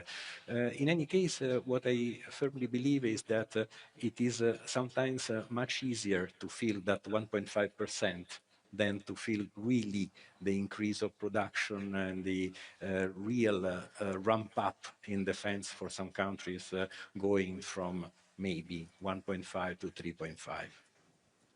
Rob, do you have a specific budget for that defense-related work, or is it just scattered among different government budgets? I think it's very important that you are transparent about how you're going to spend the 3.5% and the 1.5%, just also to show to your taxpayers that all this money is spent well. We've tripled our defense budget in just a few years' time because we were just like others lagging behind. And now we're moving really fast, and also in some of the capabilities that we're really good at, working together with other countries, because for me that is crucial. Not only how much are you going to spend in the upcoming years, but also how are you going to spend it, with more standardization, with the boosting of the European defense industry, but also with better collaboration between European and American countries, so that we actually strengthen each other. On the 1.5%, I agree that there is some kind of a tailor-made approach for each and every country. For example, in Finland, they already have their shelters, they have millions of people trained. In other European countries, that should be the start of resilience in the years to come. And in terms of the Dutch approach, it is mainly focused on strengthening our local and regional security cooperation. We're really good at conflict management with our local municipalities and with our provinces. But how can we boost that in terms of hybrid threats that we've been faced? For example, if you have a day or few days without electricity or without communication, how to respond, make sure that people know what to do. But for the years to come, it's mainly protecting our crucial infrastructure, because we are one of the main logistic hubs. So that is a different approach than maybe for some other European countries.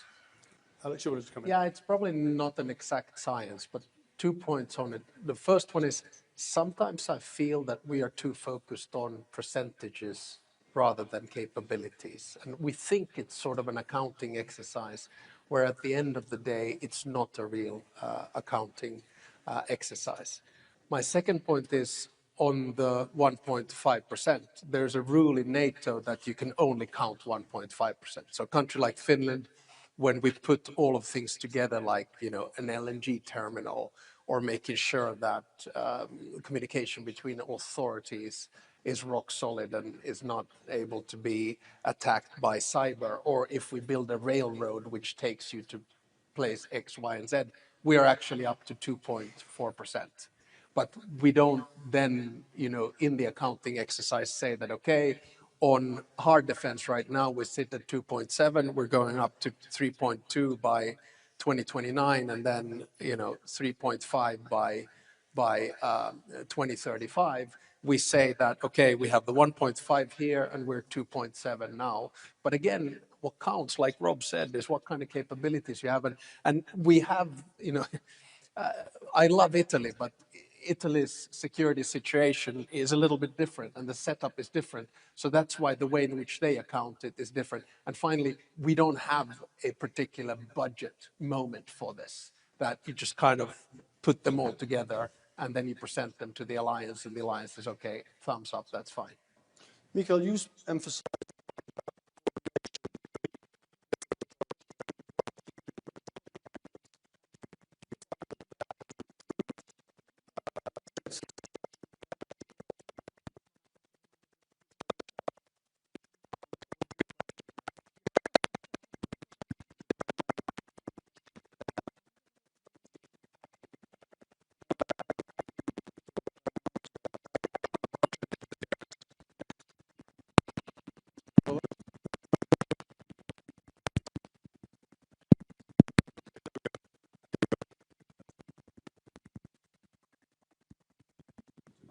Mine is gone as well. Okay.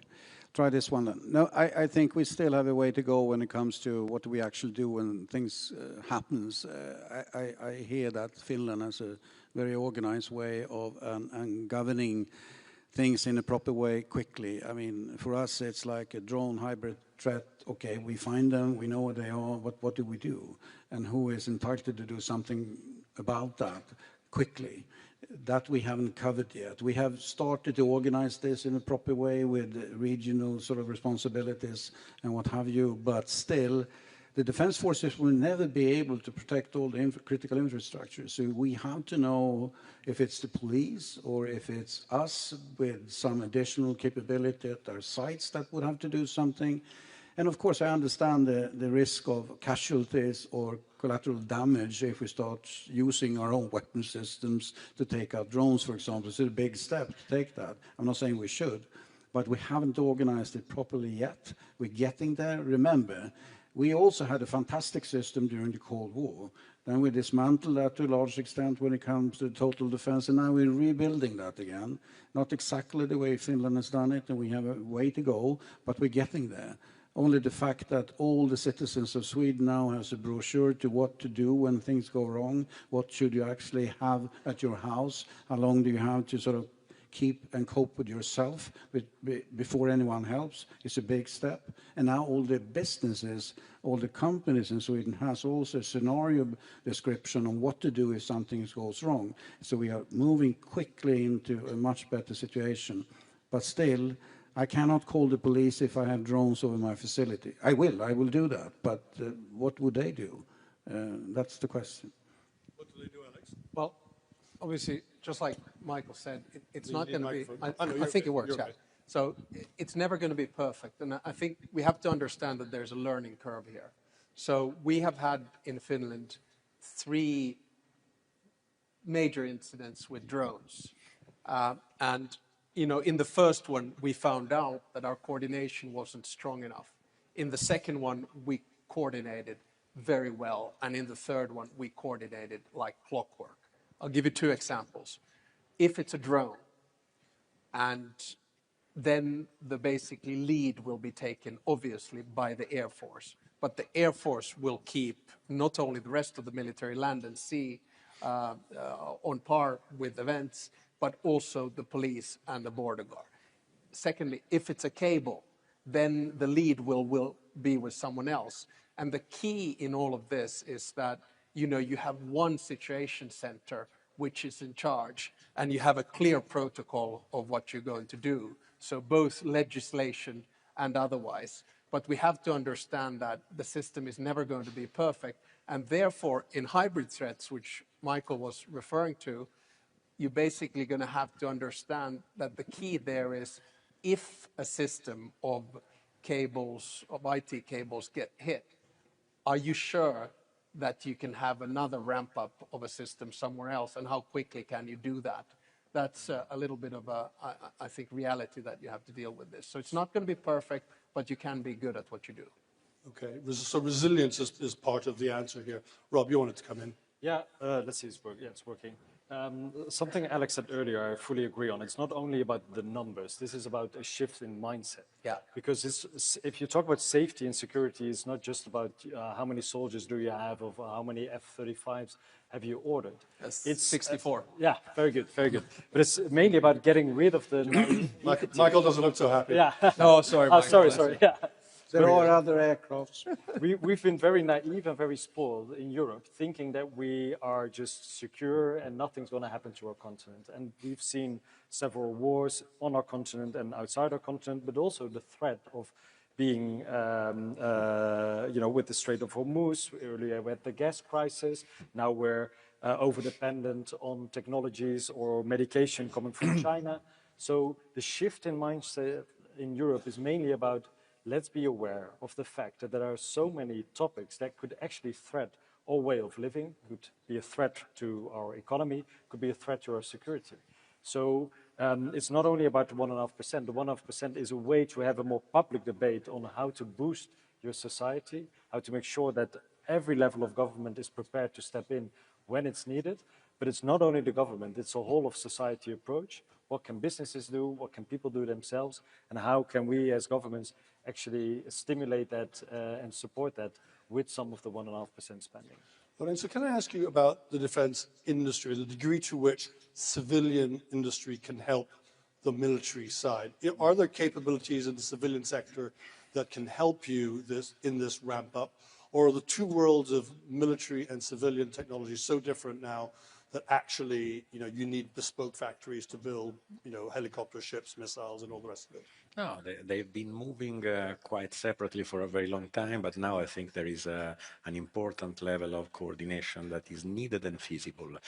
If you think about the world of cyber, then this is evident that cyber has for sure an importance in military, but is pervasive in the civil environment, and normally some of the technologies are highly in common between that. Then there is the simplest element, that is the production capability. We are using some production capability, spare production capability from some sectors of civilian industry in order to boost, and I'm sure that other nations are doing the same. And this is probably the easiest thought. In terms of technology, I think there is more and more convergence, also for the reasons, as I said before, that pervasive technologies in the civilian world can help military technologies to be more focused and at the same time to use a gut-feeling approach, a real good for that purpose approach. More in general, I think that then I fully agree we should really stick to the capability that we want to provide. Just to give example for Italy, and I always want to liaise with the security. Of course, border control is a critical element, sea border control. So it's obvious that you do that with ships, with helicopters, with planes that have a lot in common with the military patrolling that is done. So there is a lot about commonality. Then there is a specific element that I think we should tackle with is the message, because in some countries, and Italy of course is one of those, the message related to global security, the link between security and economic wealth is much more palatable than simpler in words, increase in defense spending that is simply filling the inventories with missiles and ammunitions. Mikael, did you want to come in? Well, a couple of comments on technology, but also the broader question. I know I'm saying something that politicians do not want to hear, maybe, but we have to stop sort of looking at defense investments as a burden to the society. If we have decided somehow that we have this threat environment for a long, unpredictable time, let's do the best of that, because it is actually extremely good engineering. It is GDP creating. It is tech spin-off creating activities. And we can actually, because of the sort of interface between civilian capabilities and military or defense industry capability is now sort of being less and less obvious. We can do so much more if we decide to say, okay, this is actually the future. And I think some countries like Germany has really gone that direction by actually almost replacing automotive capability industry with defense industries. On the technology side, I mean, many will go all the way and providing capabilities to the defense forces completely from a white paper coming from nowhere, or from the commercial side. On AI, of course, on connectivity, additive manufacturing, what have you. There are many areas. They are so important. But many of them actually get sort of killed in this death valley because the sort of the system that they think they will get cash flow from is not so, the pace of that system is not what they think it is. So I think we as prime defense industries have a big role in actually managing ecosystem of smaller companies, not sort of acquiring them, but actually connecting them to what we do to deliver capability to the defense forces. That is a model we have to prevail in. Over to the politicians. Yeah, you see, I can agree with Michael for the simple reason that I'm in charge of foreign policy and I'm the commander-in-chief, but not in charge of the budget. So I would encourage all of the politicians to listen to this. So I guess my job is more, and this is where I come, Finland and Sweden are the newest members. There's a huge deal on Global Eye published today. And I don't think, the Swedish defense industry or the Finnish defense industry, for that matter, would get these kinds of deals were we not in the alliance. So my commercial break is very simple, that when you look at comprehensive defense, you have to look at number one, networks, right? There you have two very good Finnish companies, Nokia and Bitio. Number two, you have to look at AI. Give you three companies, Sensor Fusion, Insta, and Nest AI. Number three, you have to look at vehicles, Patria. Number four, you have to look at ammo and explosive, Forsit and Nammo. And then number five, you have to look at space. You have ICEYE, Kuva Space, and Reorbit. So my message is, look at the Finnish defense industry. It's fantastic. We were told not to do a sales pitch, but politicians are allowed to do what they want. Rob, did you catch my eye? Yeah. Do you want to sell Netherlands defense industry? Yeah, we'll do the next commercial break. Now, one of the things that we've decided, because we are going to boost our spending also in a very fast pace, but we are going to carve out 10% of our national defense budget for innovation.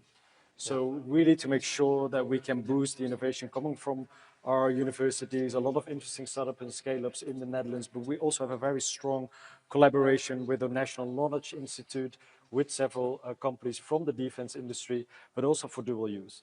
And really to make sure that we can keep up the pace, because warfare is changing so rapidly that you have to carve out, in our case, 10% of the budget for innovation and building this ecosystem, and not doing just within the Netherlands, but with companies throughout Europe and in Northern America.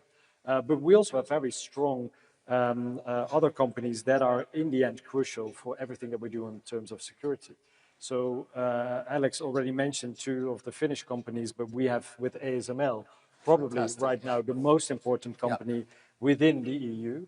And there is a coalition of 10 to 15 European companies, part of the Tech Creators Coalition. And I think our 5 governments are now going to really support these companies to boost everything that they are doing, because without ASML, the American industry is nowhere. So it is not only about us being reliant on American technology or American innovations, we are also building a very strong European pillar. And in the end, the Americans and the Europeans together are the strongest alliance in the world, and we have to boost that as much as we can. As you mentioned, ASML and AI, do you think that the Europeans need to develop technology with the United States together, or do they need to seek tech autonomy, so therefore their own tech stack, their own data, at least on the military side, their own command and control, their own data cloud, and their own AI for command and control? Well, we have to be more independent in some cases. If you, for example, look at storage of personal data, obviously a lot of Europeans are angry that their personal data is stored outside of the EU. So we have to build our own data centers and our own AI factories so we can actually own the data of our own citizens. But in the end, there is no such thing as a European full autonomy or autarky. You will always need to collaborate with our friends in Canada, in the US, in other partnerships around the world. ASML and other tech companies can play a crucial role, both in the US and here.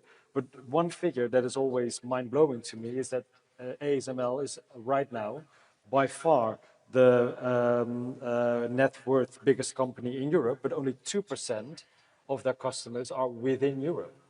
So we have to diversify our own economies. We have to make sure that there are more customers in Europe, but that's also in addition to what you're selling to the Americans and countries in Asia. We're sadly running out of time, but I just wanted to ask Lorenzo about this question of tech autonomy or tech sovereignty, and then I'll come back down the line. Well, I'm absolutely in favor of collaboration, as Prime Minister said. My point is that when you sit at the table, the way you manage to shape the collaboration or to obtain the collaboration is also dependent upon what you bring to the table. So the two roles are not separated. Europe and the European side of the alliance has to invest to have its own capabilities, excellencies, also in order to preserve export, that is by far one of the sources of wealth of Europe. At the same time, there are areas where we cannot help but having a sound and friendly relationship with our transatlantic friends. And I think this is the purpose and the spirit of the NATO alliance, and also of the evolution that somebody is asking for at the moment. Mikael? There's no way we can sort of be efficient or actually keep up the competition if we don't use hyperscalers from the US when it comes to the basic functionality and cloud and connectivity in a proper way. That doesn't mean that we wouldn't be able to use or keep track of our data centers, of course, as the Prime Minister mentioned, but also we can use lots of the AI models on our own. Agentive AI, adoption of AI can be done, but we have to work with these guys, otherwise we will never be competitive in the European perspective for a long time. We have a long journey to go if we want to have sovereignty in this area, my view. And let's remember, defense industries cannot be prohibited in the European perspective to use these hyperscalers. We need to use them in a proper way, but we cannot be prohibited to use them because then we will fall behind. That's not up to the Europeans necessarily. Alex? I think the question is too big to answer here, but I'll bring it back to where we started from on comprehensive security. We have a whole bunch of patriotic CEOs, and I think we need a lot of patriotic European CEOs, because what we're starting to see, especially in the frontier technology on artificial intelligence in the US, this sort of tension between the big tech players and the US government. And I think we have more companies that are willing to work for the good of Europe. But it would be a fallacy to think that we can somehow detach ourselves from American technology. What we need to do is to strengthen ourselves in quantum, because that is what is going to provide AI and AGI in the long run. We need to be strong on data centers, whether we like it or not. And I think there's a lot more negativity about the implications of AI in the US than what there is in Europe.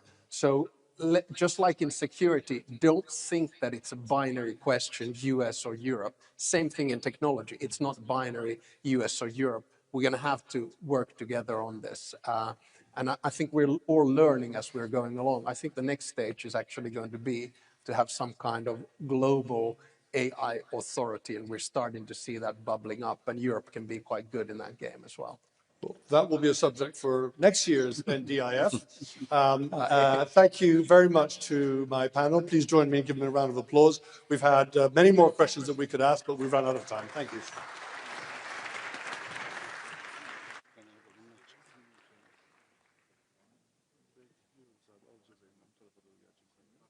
Shall I wait for them?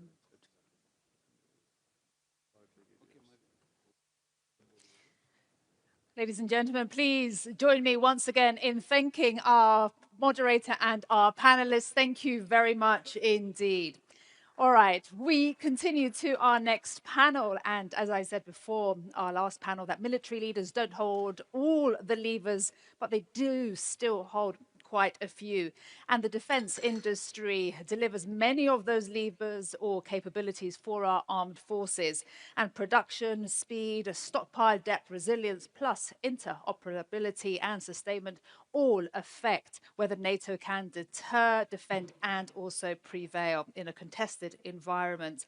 Our next session, Industry as a Military Variable, an alliance ready for tomorrow's battlefield, will cover all of these issues.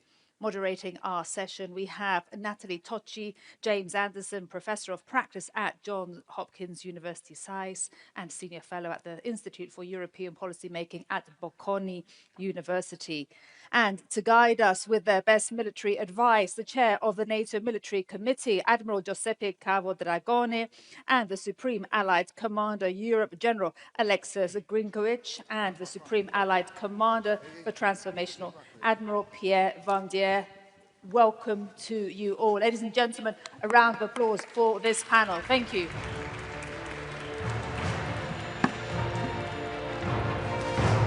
Well, thank you very much for this. And, ooh, that was loud. And indeed, here we are, 1 year on, 5% is obviously on everyone's mind. And of course, in this 1 year, a lot has happened. And we've heard a lot about what has already happened. Spending is up, investments are rising. However, the challenge doesn't stop here. It is quite clear that the task at hand is really one of transforming money and investments in real military power.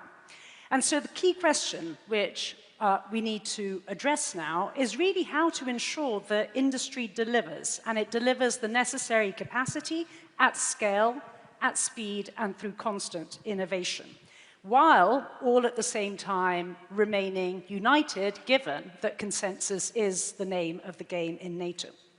And how to ensure that what we produce is actually interoperable, that it is resilient, that it is sustainable.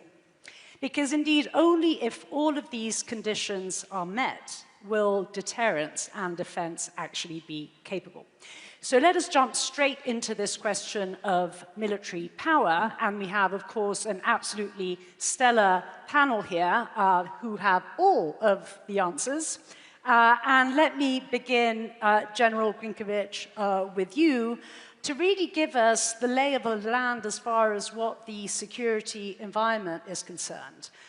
What are the threats that we face? What are the operational needs that emerge from these threats? And therefore, what, on the one hand, should citizens have in mind, but also, on the other, what does industry need to deliver? Sure. Well, thanks for the question, and a pleasure to be here with you all today. You know, several of the other speakers, I think, starting with the Secretary General earlier, talked about how those who would do us harm are working together more than ever before. And this is a theme that has some real military implications. And the biggest implication of it is that the risk of conflict happening in multiple theaters around the world simultaneously or very near simultaneous to each other is much higher than it's been in a long time. And that will put a tremendous strain on our ability to deliver military effects given the capacity that we have in our inventories. And this is where industry becomes extremely important in order to build that capacity so that we can deliver those effects. We want to deliver them rapidly so we can quickly bring the enemy to culmination. The challenge when you have simultaneous conflicts and strained inventories of munitions is you increase the potential for the conflicts to protract, to become much longer. And so this is a real key for industry. If we can build our industrial capacity across a whole range of higher end, more exquisite systems to affordable mass type systems, we increase our ability to quickly bring a conflict to the close and hopefully deter it from even happening in the first place.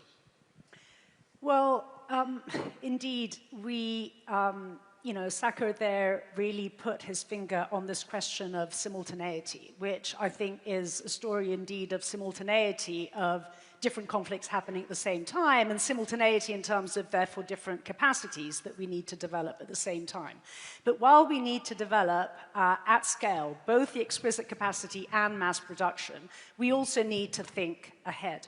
And thinking ahead, Admiral Vandier, I'm sorry, absolutely, I mean, that was really a faux pas.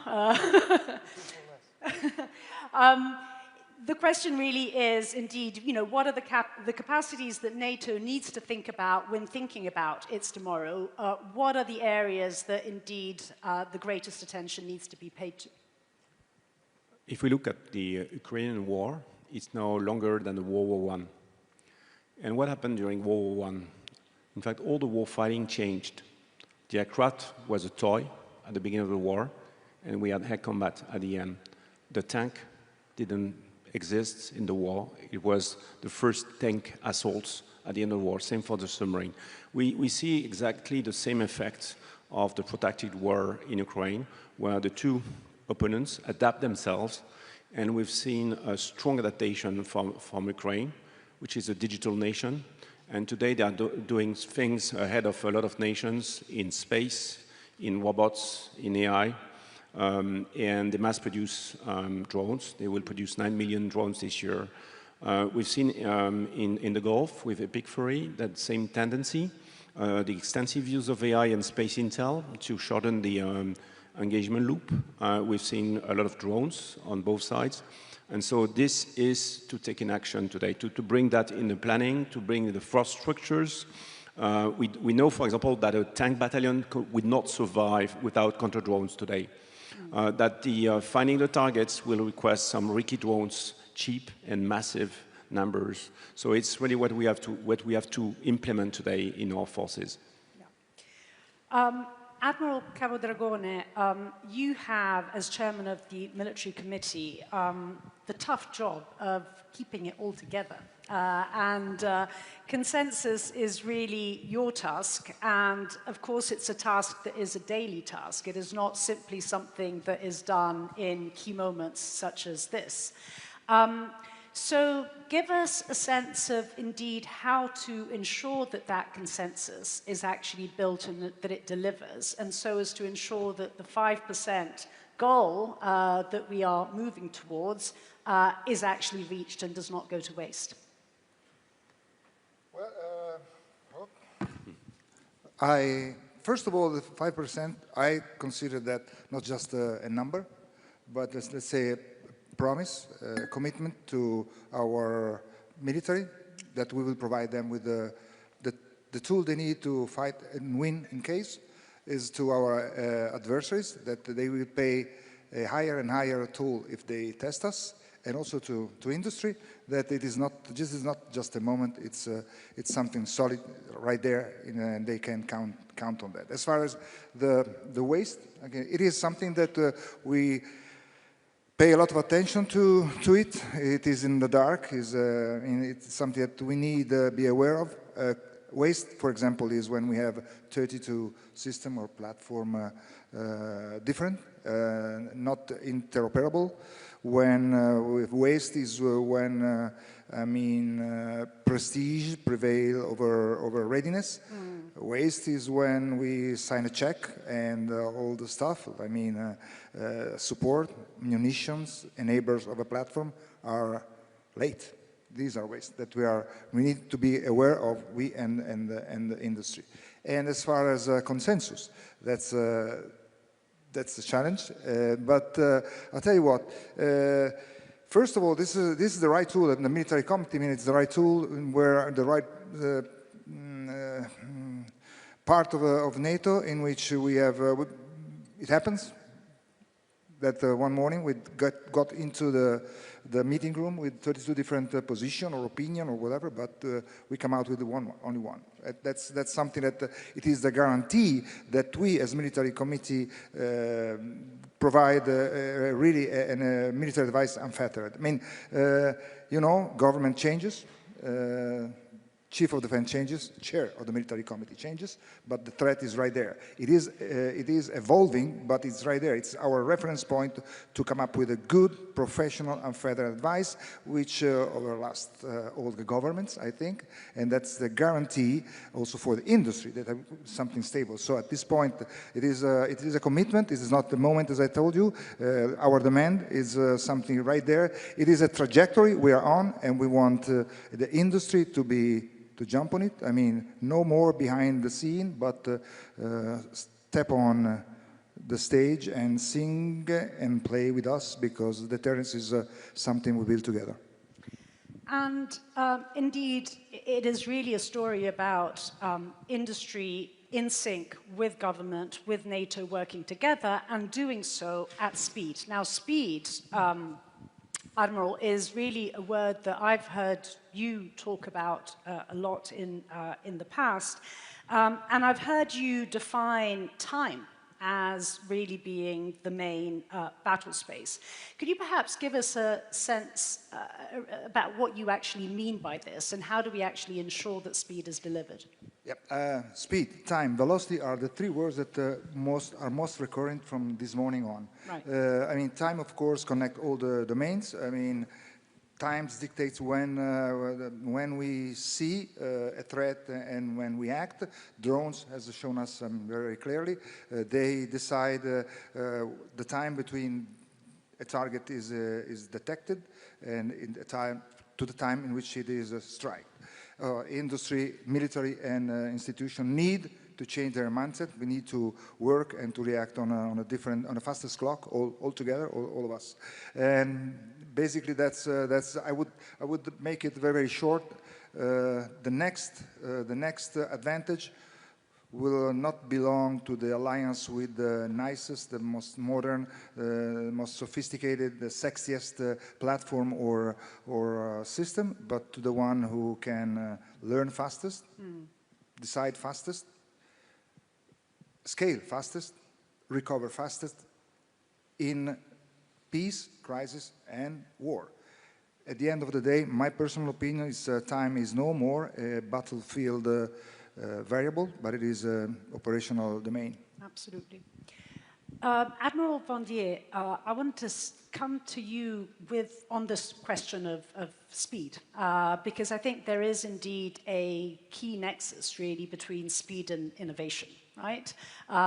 We will innovate the fastest if we are faster in actually changing constantly our models and constantly questioning ourselves. Could you talk to us a little bit about how you actually see that relationship between speed and innovation? So there are two critical things to deliver faster. One is being done today. It's what we call the aggregated demand. That means that all the nations go together and they see how they will fulfill SACEUR's plans. And today that job has been made, and the demand signal is pretty clear on what exists. The other part is what doesn't exist, or what we should implement. So that was the example of drones, for example, on all domains. In fact, we need a fast track to implement this. If we just apply what we've done before, that means that it's 3 years to define the needs, then to define the requirements, then to go to contracts, and then to deliver. That makes roughly a 6 to 7 years cycle, which is the obsolescence of the technology we are speaking about. New LLMs, they go, you have a new one each 4 months. The updates of the drones, it's a weekly update. Yeah. So if we are not able to have contracts that are at that pace, in fact, we will have a technological debt. And I think today we have pretty the same contracting process for an aircraft carrier and for a software. We need to have a fast track. This is essential. General Brinkovic, without obviously scaring us too much, but could you give us perhaps a more granular sense of exactly what are the military risks if we don't do all of this? Yeah, so if you think about the ready forces that we're building across the alliance, no doubt in my mind that allies are spending to their Hague Summit commitments. They're going to get the tanks and airplanes and ships, those long lead items that we need, into their inventories in line with their capability targets. And some will meet them quicker than others, but we'll get there. The thing that you need now is the depth of munitions and the replacement capability for those in the event of attrition on the battlefield. And so, you know, where you might have used to thought of, you send a fighter squadron or you send an infantry brigade into battle, that they go with 30 days of supply, and if you build that 30 days of supply, you're really good to go, and that's all you need to think about. What we really need to develop is the back end of that industrial base that can sustain that fight over a longer period of time. So it becomes as much about building the capability as building the ecosystem that can sustain the fight. And that ecosystem can't just be static. As Admiral Vandier mentioned, the development and innovation cycles are running at faster and faster rates. And so as we resupply our forces that are on the front lines, as we replace the things that have been attrited in combat, we want those to be more modern, more adapted to whatever changes we're going to see on the battlefield. This, to me, is one of the real lessons from the conflict in Ukraine, from the conflicts in the Middle East, is that you have to build a very tight relationship between the militaries and the industrial base, so you have really rapid discussions about what it is that the battlefield requirements are on the front line, and then industry can talk about what they can deliver, and in that tight loop, deliver much more quickly. You know, someone this morning talked about the general's opinions on what they might need isn't as important as someone on the front line. I absolutely agree. The fingertip feel for what's needed is going to come from the front line, and we've got to figure out how to make those connections at the right echelons. Yeah. Admiral Capodragone, in a sense, a related question that comes from the floor. What is, you feel, the military problem that is actually most critical for industry to address for NATO? I think that what we should be aware of is that, I mean, we have more money available. Yeah. We have more money on the table. So again, we have to transform money in capabilities or effect on the battlefield. We cannot just wave money in face of the enemy because it's not gonna work. But the thing is that temptation or something that could happen is that with more money, there should be the tendency that we need to intercept at the earliest to more fragmentation. So the temptation should be there. And I think this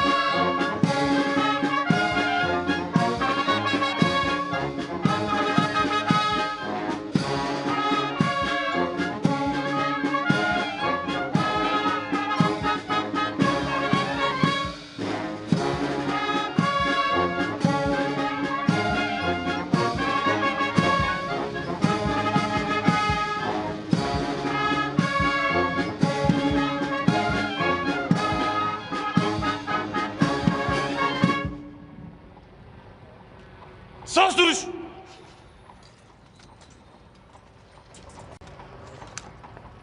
Döner.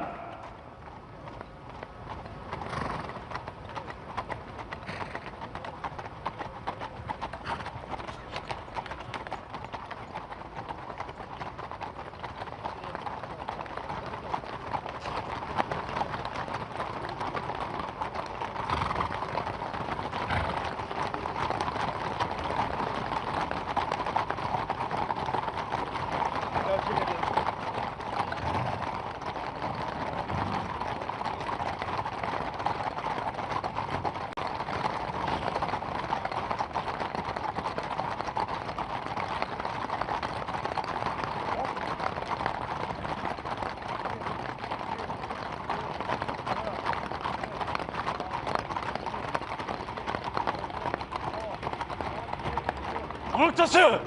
Selam.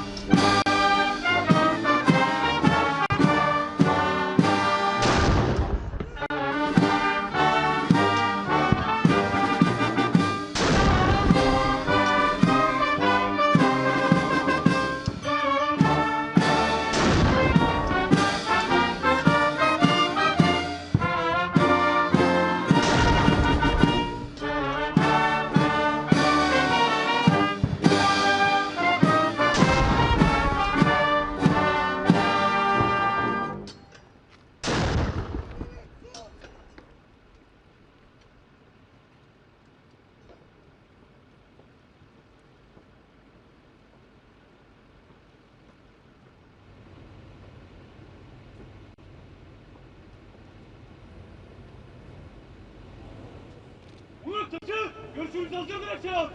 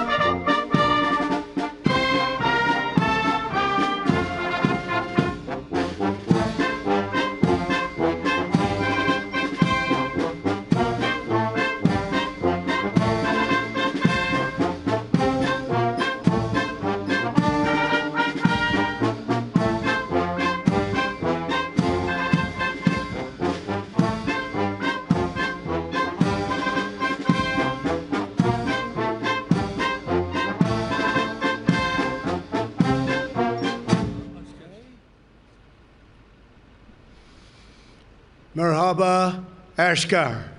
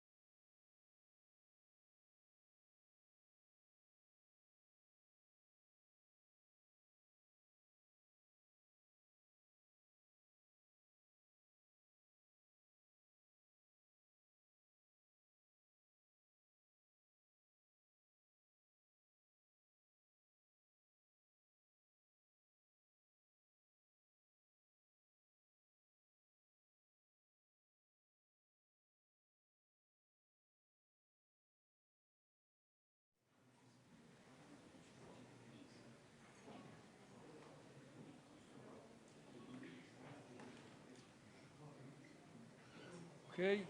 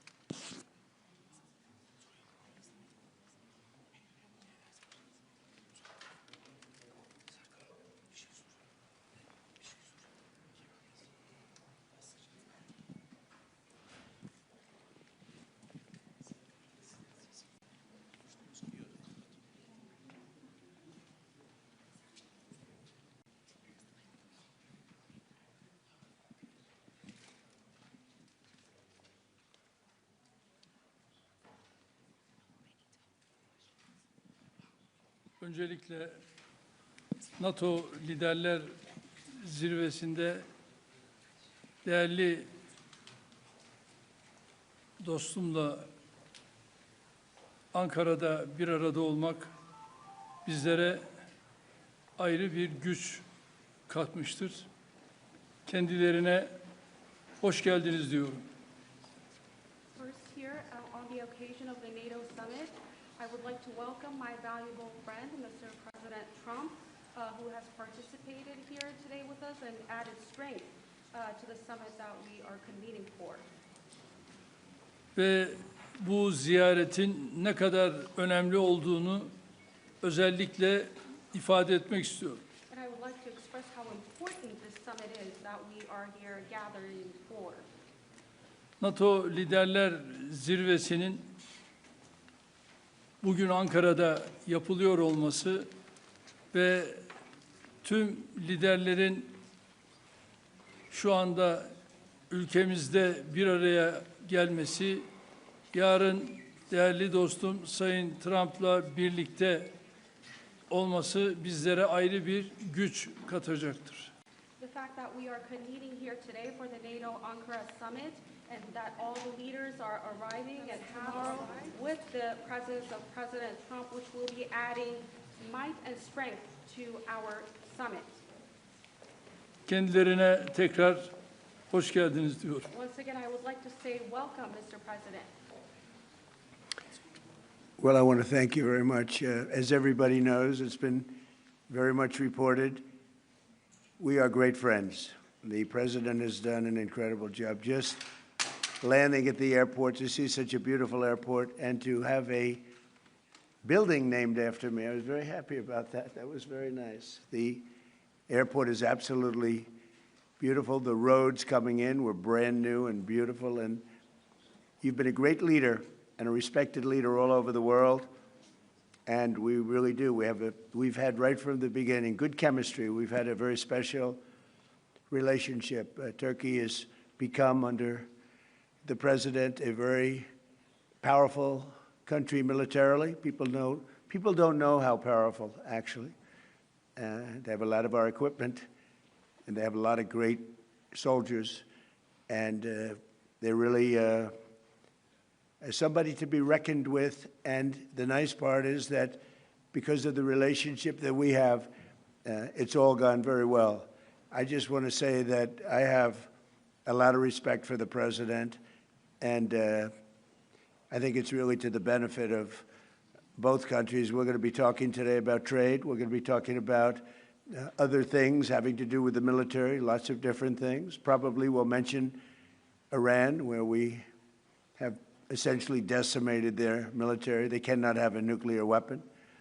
And we're going to have some very good discussions. But we do a lot of trade with Turkey. We make great things, and they make great things. And we've had a very, very It's had a very big impact on both of our countries. So I just want to tell you that it's an honor to be with you, and we're going to have a lot of good meetings. We're going to have good dinners, good food. We're going to have a good time, but mostly we're going to have a lot of work, and we're going to do good things for our countries. Thank you very much, Mr. President. Thank you. Sayın Cumhurbaşkanım, tamamına kadar geldiniz. Çok teşekkür ediyoruz o yüzden. Çok uzun süren bir dostluğumuz var biliyorsunuz. Son derece saygı duyduğum, yakın bulduğum bir insansınız. Buradaki buluşmalarımızda, görüşmelerimizde 3 konudan bahsedeceğiz. Askeri, ticari ve bir de İran konusundan bahsedeceğiz. Gerçekten çok güçlüsünüz. Çok güçlü askeri ve silah sanayi açısından çok güçlü bir yerdesiniz şu anda. Dolayısıyla teşekkür ediyorum ve çok iyi bir vakit geçirdiğinize inanıyorum. Thank you. Very much. Okay. Mr. President, are you going to sell F-35s to Turkey, and what about the legal restrictions? Well, it's a decision we're going to make.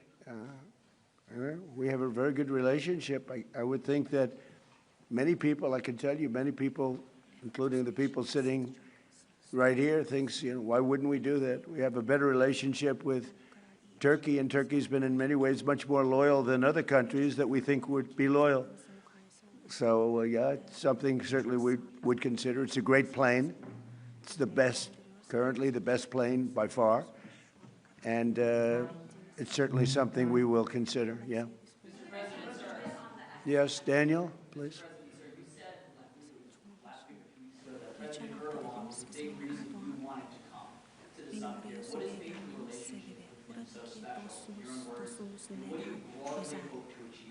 You never know why a relationship is special. Some people you get along with, and some people you don't. Sometimes you get along with the toughest people, like him, and sometimes you don't get along with the weakest, most pathetic people.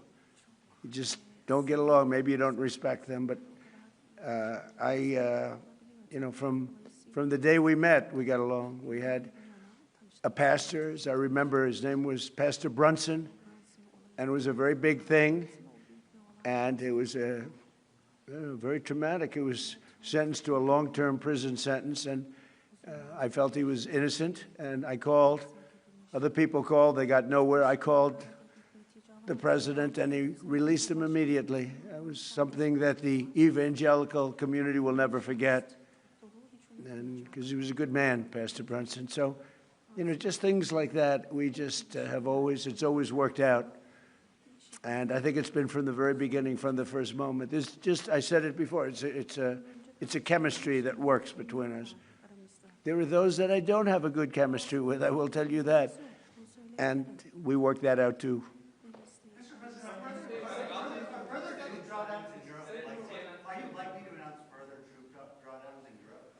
Say it? Are further troop drawdowns in Europe likely? And are you satisfied with the progress that NATO allies have made? Well, we're going to see. I was very disappointed with NATO.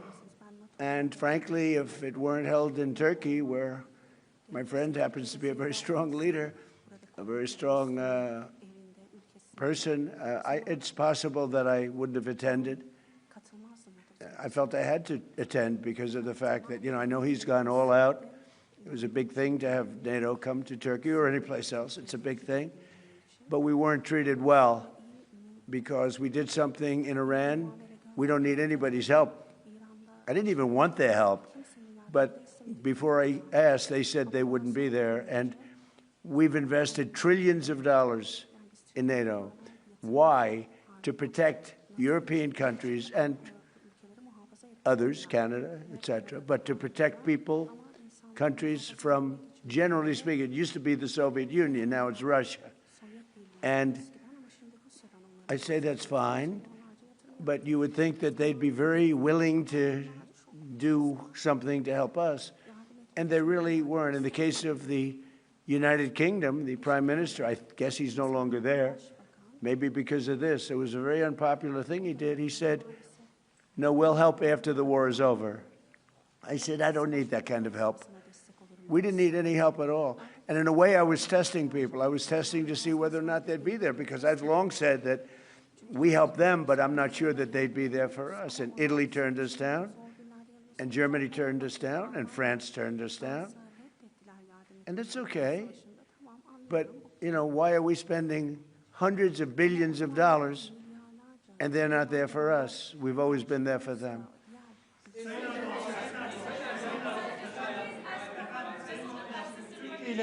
Türkiye ile Suriye arasında Türkiye'de efendim. İran'daki savaşın sona erdirilmesi için oldukça çaba sarf ettiniz. Müzakere süreci devam ediyor ancak nihai bir anlaşma noktasına gelinmiş değil. Bundan sonraki süreçte Türkiye nasıl adım atacak İran ve ABD arasındaki müzakere sürecinin olumlu bir şekilde neticelenmesi için? Bu süreçte yine aynı şekilde bizler İran-Amerika ilişkilerini nasıl bir düzleme kavuştururuz? Onun gayreti içerisindeyiz. Elimizden geleni yapmak suretiyle dünya barışına bir adım atalım diye gerek şahsım, gerek arkadaşlarım hep birlikte çalışacağız. Ben sizlere 80 bine yakın insan hayatını kaybetti Gazze'de. Çok büyük bir yıkım var. Ateşkes sağlandı ama yer yer ihlaller devam ediyor. Ateşkes ihlallerinin önlenmesi için, insani yardımların Gazze'ye girebilmesi için, ayrıca Gazze'nin yeniden inşa edilebilmesi için önümüzdeki süreçte ortak atabileceğiniz adımları değerlendirecek misiniz muhatabınızla? Müsaade buyururlarsa kendisinin de bu konudaki fikirlerini almak isteriz. Teşekkür ederiz efendim. Özellikle Gazze konusunda tabii değerli dostumla bunları da konuşarak özellikle bu bölgedeki barışı sağlama için bu liderler zirvesini çok önemsiyoruz ve bu liderler zirvesinden aynı şekilde bir kararın çıkmasını da hayra yorumluyoruz ve bunun olabileceğine de ben ihtimal veriyorum. Efendim, Türkiye-ABD ilişkilerinin geliştiği bir dönemi gözlemliyoruz. 2025 yılında geçen yıl Amerika Birleşik Devletleri'ne yaptığınız ziyarette önemli ticari anlaşmalar da imzalandı. Suriye konusunda Türkiye'nin önemli bir aktör olduğunu söylemişti Sayın ABD Başkanı. Şimdi yeni dönemde gelmeden önce de Sayın Trump bir sürprizle geliyorum ifadesini kullandı. F-35'i, Kaan savaş uçaklarının motorlarını konuştuk. Acaba gündeme gelebilir mi şeklinde. Siz bu sürprizin ne olduğunu düşünüyorsunuz? Türkiye bugünkü görüşmelerden sonra istediğini alabilecek mi? Teşekkür ederim. Tabii F-35 konusu biliyorsunuz bizim için yeni bir konu değil. Ve bunu bizler Amerika ile daha önce de görüştük. Ve biz 5 uçağı da sözünü aldık ve Sayın Trump'ın bu konuda bize ayrıca sözü var ve şimdi de bu liderler zirvesinde yapacağımız görüşmelerde F-35 ile ilgili kendilerinden bu daha önce aldığımız sözün ben geleceğe yönelik olumlu şekilde test ettiğimizi biliyorum ve bu konuda da Sayın Trump her zaman sözünün arkasındadır. Burada yine inşallah F-35 konusunda bu liderler zirvesinden hayırlı bir karar çıkacağına inanıyorum.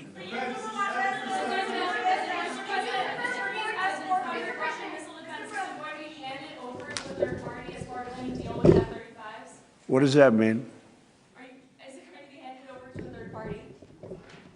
Is that not part of the deal? Third party? What is the third, with respect to what? There's our concerns about the Russian missile defense system. Do you have those concerns about this system? Are they going I to have no concerns at all about anything. I mean, he's a leader of a country that he's made a much better country, much more powerful country, and you see it. I mean, it's beautiful. You get off, the roads are beautiful. It's an amazing thing.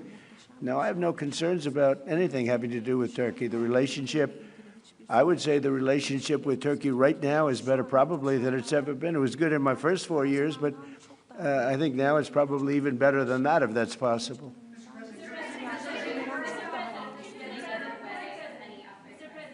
So U.S. military and Turkish military constitute a really strong and large military base for NATO. Are we expecting further defense cooperation out of this bilateral meeting, out of this NATO summit here in Ankara? Well, we're going to find out when I go there. We're going to find out. We're going to be having meetings. I'm very friendly with many of the leaders. You know, some of them are new. We don't know them. But, you know, I've been doing this for now sort of a long time. If you count the 4 years where we had a rigged election, you know, I was very much into politics then too. But I spent the first 4 years. I spent 4 years in a little different state. And then we've had an amazing, probably the best year maybe ever had by an American president. When you look at the economy, we have the greatest economy we've ever had. We have $19 trillion, $19.2 trillion to be exact, being invested in the United States. That's 7 or 8 times more than it's ever had. It's a world record, not just a U.S. record. And I just read where, in fact, coming over, I was in the car with those beautiful horses, those great riders, those great soldiers, and it came over the wires that Toyota is moving out of Mexico into the United States and building one of the biggest truck and car plants ever built. That's amazing. That's what tariffs do, if properly used. And so we've never had a more exceptional economy or potential economy. There's never been anything like it. Under the last administration, they did much less than $1 trillion of investment coming in. And we're at $19.2 trillion in actually the first 12 months, because that's where it's, you know, really, so we're there a year and a half, so that number is now substantially higher. But 19.2 trillion, Scott, for a period of 12 months. Nobody's ever seen anything like that. So we have by far the greatest economy. We have more jobs right now in the United States than ever before. And we have a great relationship with some countries on trade, and Turkey happens to be one of them. Sayın Cumhurbaşkanım, siz her fırsatta dünya 5'ten büyüktür, daha acil bir dünya mümkün tutuyorsunuz. Bugün konuğunuz Sayın Trump, ABD Başkanı, onun da zaman zaman küresel sistemin mevcut durumuna ilişkin eleştirilerini biliyoruz. NATO'nun 2 en büyük askeri gücü olarak bu noktada, bu eleştiriler doğrultusunda ortak bir adım, ortak bir girişimde bulunması önümüzdeki süreçte söz konusu olabilir mi? NATO'da 2 önemli ülke olarak gerek Amerika gerekse Türkiye, bizler bu liderler zirvesinden de dayanışma içerisinde güçlü bir çıkışı sağlayacağız ve bunu da başaracağımıza inanıyorum.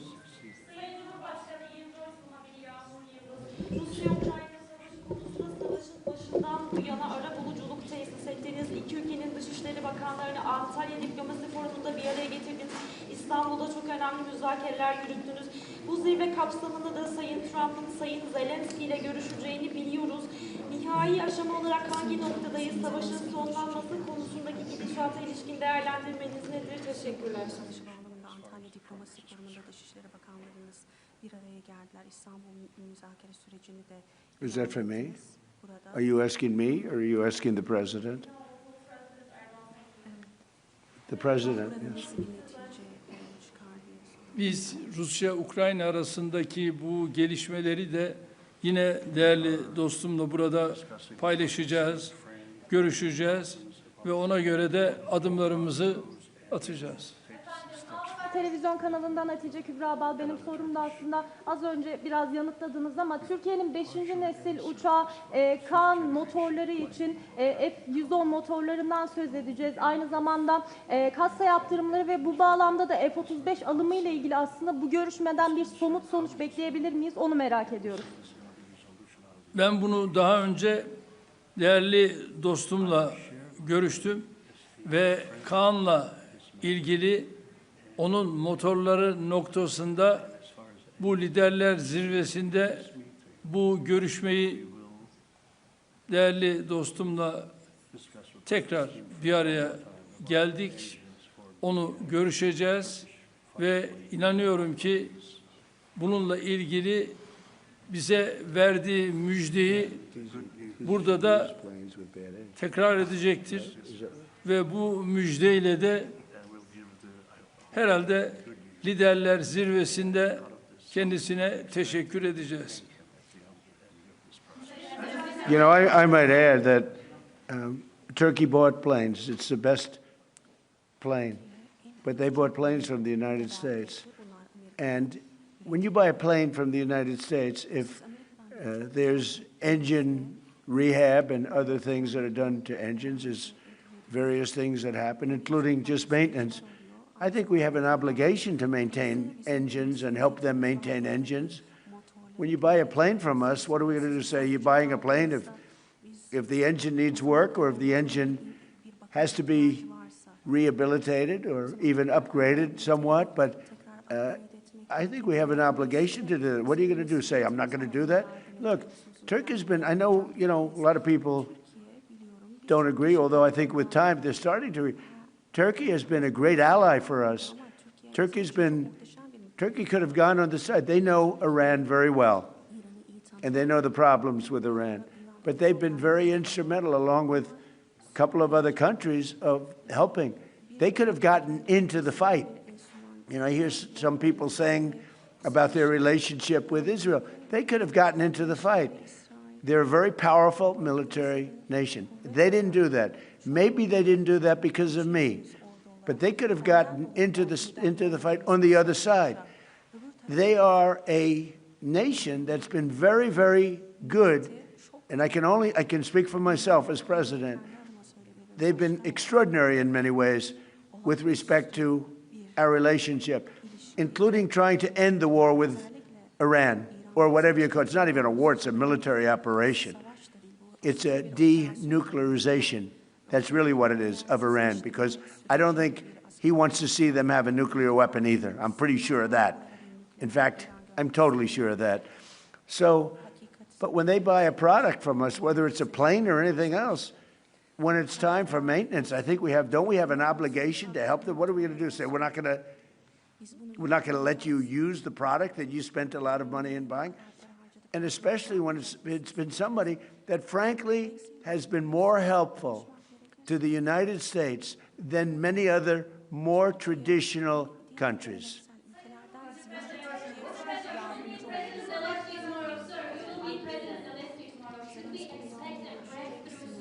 I do.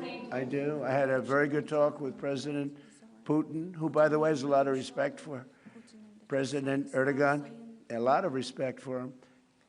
We had a long talk yesterday. It lasted a long time, and I also spoke with President Zelensky right after that.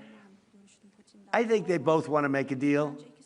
It's too bad it took so long, but I think there's going to be something's going to come out, and the president's also helping us with that. But I think there's something.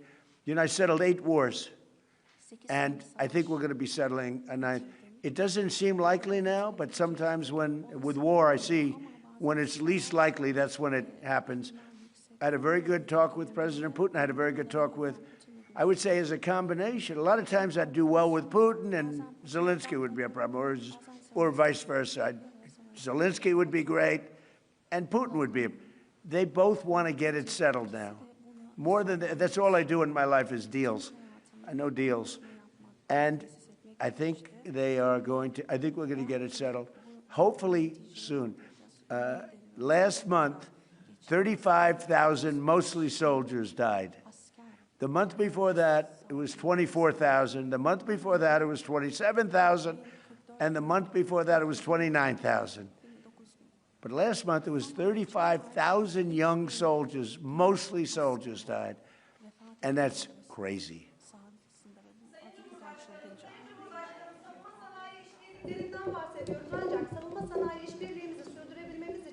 Amerika'nın katsayı yaptırımlarını da kaldırmış olması gerekiyor. Sayın Büyükelçi Barak burada. Kendisinin bu konuda aslında mesajları da oldu geçtiğimiz aylarda. Sayın Başkan'ın da bu konuda olumlu düşündüğünü biliyoruz. Hem ticaret hacmi hedefine ulaşmak hem de NATO zirvesinde burada Sayın Trump gelmeden önce de açıkladılar. Aslında Türkiye'nin hattıyla zirveye katıldığını da açıkladılar ama aynı zamanda katsayı yaptırımlarının Türkiye'ye uygulanıyor olmasının bir tezat olduğu düşünülüyor. Ayrıca siz bunu gündeme taşıyacaksınızdır. Muhtemelen Sayın Başkan'ın da bu konudaki düşüncelerini alabilirsem mutlu olurum. Teşekkür ediyorum. I can tell you, we're going to be taking the sanctions off. Okay? I don't want him to waste his time answering that question because we're working very closely with Marco Rubio, a very famous man, great Secretary of State, and with Scott Bessent, and with Pete and everybody else.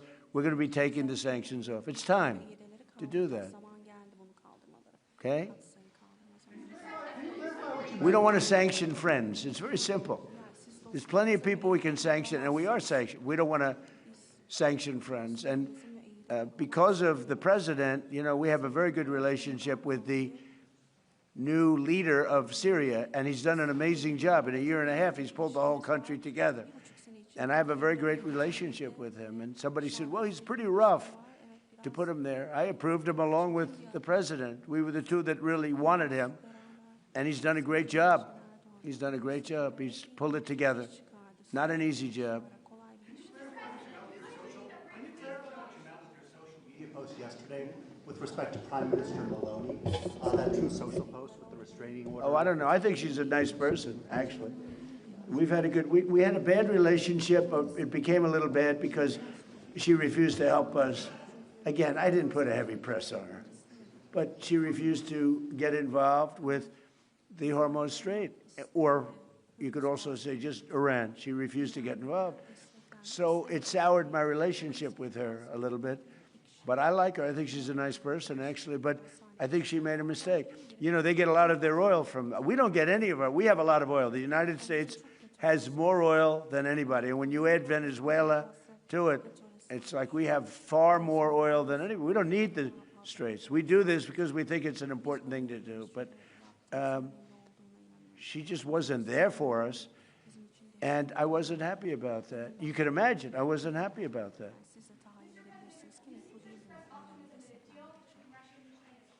Why do you think that? What conditions have changed? Did Putin seem... About with what? Russia-Ukraine. Did Putin seem open to any concessions that he Never had? changed. I just don't want him killing people. You know, it doesn't affect the United States. When Biden was here, he gave them hundreds of billions of dollars worth of equipment. Now I sell the equipment for, you know, fair price, the full price. And I sell it not to Ukraine, I sell it to the European Union. They pay us. But with me, it's not anything to do other than I'd like to save lives. You have 25, 35, 30. One time it hit 41,000 a month souls. They're dead. They leave their mother in Ukraine. They leave their mother and father in Russia, Ukraine. They wave goodbye. And a week later, they're dead. It's crazy. And I would like to see, it doesn't affect us. It really, you know, it's far away. It affects Europe much more. We're there to help Europe, but it doesn't affect the United States. We have an ocean in between. But, you know, it's just, I can't stand watching what's happening. I've seen the pictures of those battlefields, and it's a drone war. It's a war of drones. It's a whole new technology.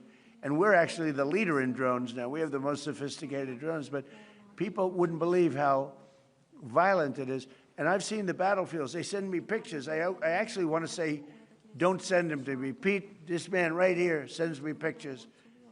Pete Hegseth. And I said, Pete, you know what? Doesn't help to look. I've never seen anything like it. It's carnage. And it should stop.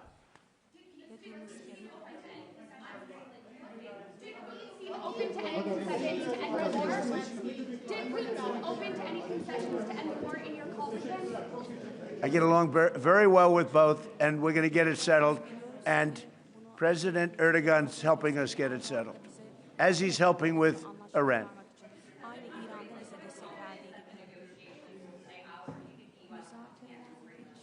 With respect to what?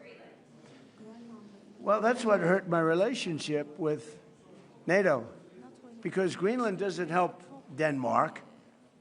Denmark doesn't spend money to really help Greenland, but it's an important part for the United States. And it's surrounded by China ships and Russian ships. And that's not going to happen. The ships it's not going to happen. It was Greenland that, and it continues to be, That should be controlled by the United States, not by Denmark. And when they wouldn't go along with it, and with all the money we spend to help them with Russia, and we don't have to spend any money, we could remove all of our soldiers out of Europe.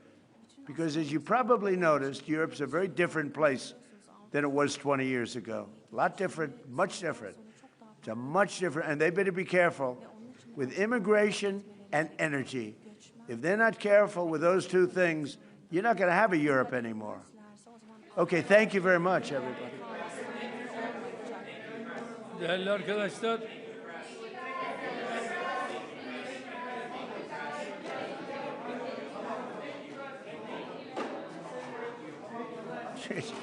One thing, it's amazing. It's amazing. Harika gerçekten. İnanılmaz bir şey yani.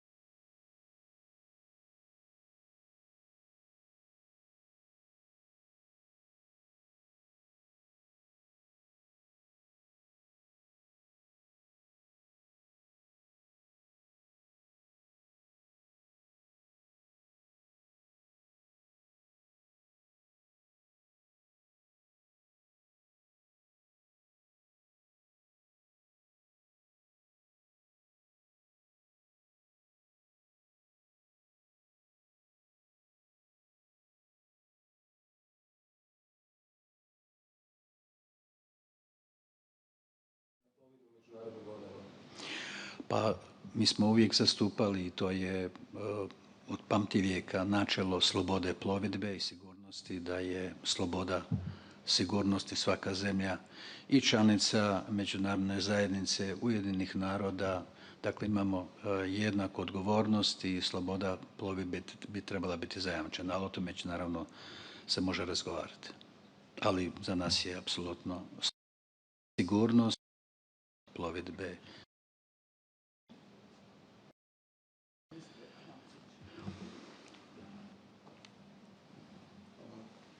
Evo, vezala bi se na Tihomira, pa bi dodala da u nacrtu deklaracije piše da su se sve zemlje članice, a to je usvojeno na razini veleposlanika, znači formalno zapravo na kraju ovog foruma, da su sve zemlje članice se usuglasile da A, Iran ne smije imati nuklearno oružanje i B, slobodnu plovidbu hormuškim tjesnacem.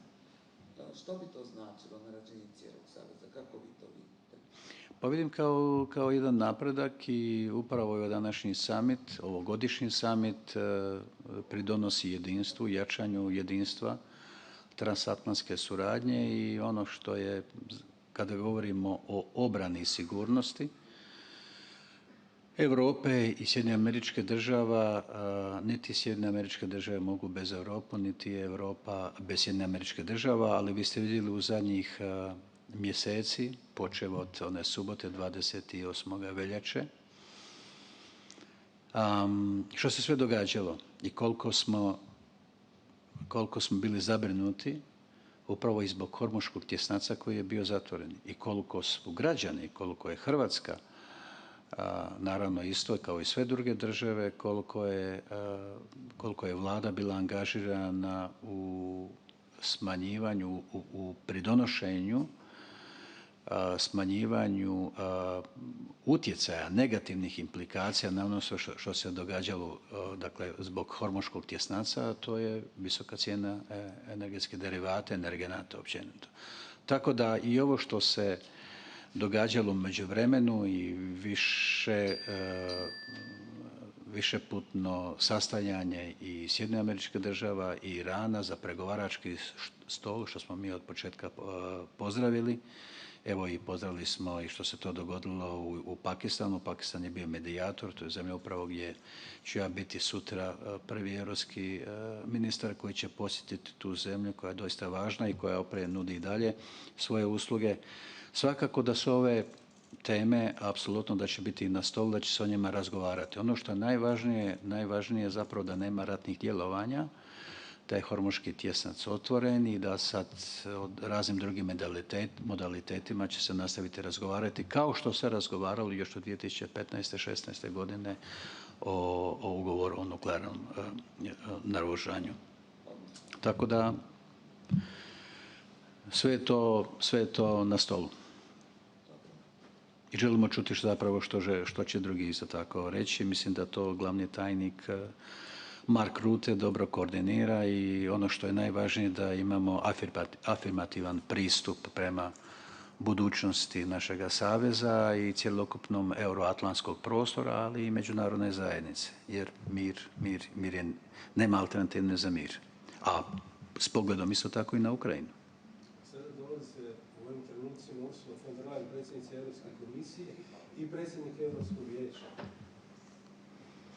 Dolaze zajedno na razgovore. Vi imate nekoliko programa koji su kompatibilni, ali opet s jedne strane imamo SAFE u koji Europska unija, odnosno država Europske unije, ulažu novac za proširenje kapaciteta, s druge strane ono što NATO traži, prije svega američki predsjednik, da se to i formalizira. Ako se samo prisjetimo da je prošli tjedan dok je bio u Washingtonu, glavni tajnik Rutte rekao da se Vladimir Putin nikako ne boji preuzetih obveza, nego njihovih izvršavanja. Smatrate li vi i vaši kolega na ovim sastancima da zaista se izvršavaju obveze koje su preuzete u Hagu i s druge strane da je to dobar tempo, odnosno da se to događa na vrijeme? Pa vaše pitanje je apsolutno u redu, jer ono zapravo prati dinamiku svega onoga što se događa u ovoj vrlo izazovnom vremenu s kojima gdje smo suočeni sa velikom krizom na Bliskom istoku i naravno ratom, agresijom Rusije na Ukrajinu, ali o svemu trebamo razgovarati i razgovarat ćemo. Ja mislim da jesmo, da je tu NATO savez apsolutno ispunio svoje obveze i da je tu gospodin glavni tajnik u pravu. Odlučilo mi izbježno pitanje ministra, to smo pitali i ministra prije 2-3 sata. Jeste li, s obzirom da na samitu Hrvatsko predstavlja predsjednik, odnosno uvijek predstavlja predsjednik Republike, jeste li vaše stavove usuglasili sa uredom njegovim? Pa vidite, kad govorimo o stavovima, sve ono što radi se za predsjednika države, za predsjednika Sabora, za predsjednika vlade, to radi Ministarstvo vanjskih i europskih poslova, to je zajednički servis, to je zajedničko tijelo koje priprema materijale. Vi ste spomenuli da je sve i ova deklaracija dogovorena na razini veleposlanika, prema tome tu nema nekakvih posebnih iznenađenja. Kada govorimo o vanjskoj politici, onda znate da je predsjednik vlade apsolutno vodi vladu i državu u onom smjeru koja je kompatibilna i koja je usuglašena sa glavnim smjerom kojeg vodi Europska unija, koja vodi NATO savez i osobito kada je u pogledu Ukrajina. Predsjednikovi istupi nekad odudaraju od tog smjera, tako da idemo vidjeti što će predsjednik isto tako sutra reći. Nadamo se da neće biti iznenađenja. Znači niste upoznati sa onim što će... Ja ne znam što će predsjednik govoriti. Ja znam što je Ministarstvo vanjskih i europskih poslova radilo. Radimo zajedno s našim saveznicima, s našim partnerima, prije svega sa saveznicima. To je jedna uobičajena diplomatska aktivnost gdje naše stalno predstavništvo u Briselu radi, priprema i čak i predlaže usuglašeno onaj narativ koji je narativ NATO saveza i koji ne bi trebao odskakati. Hoće li predsjednik doći u situaciju da kaže nešto drugo? Ja to ne znam.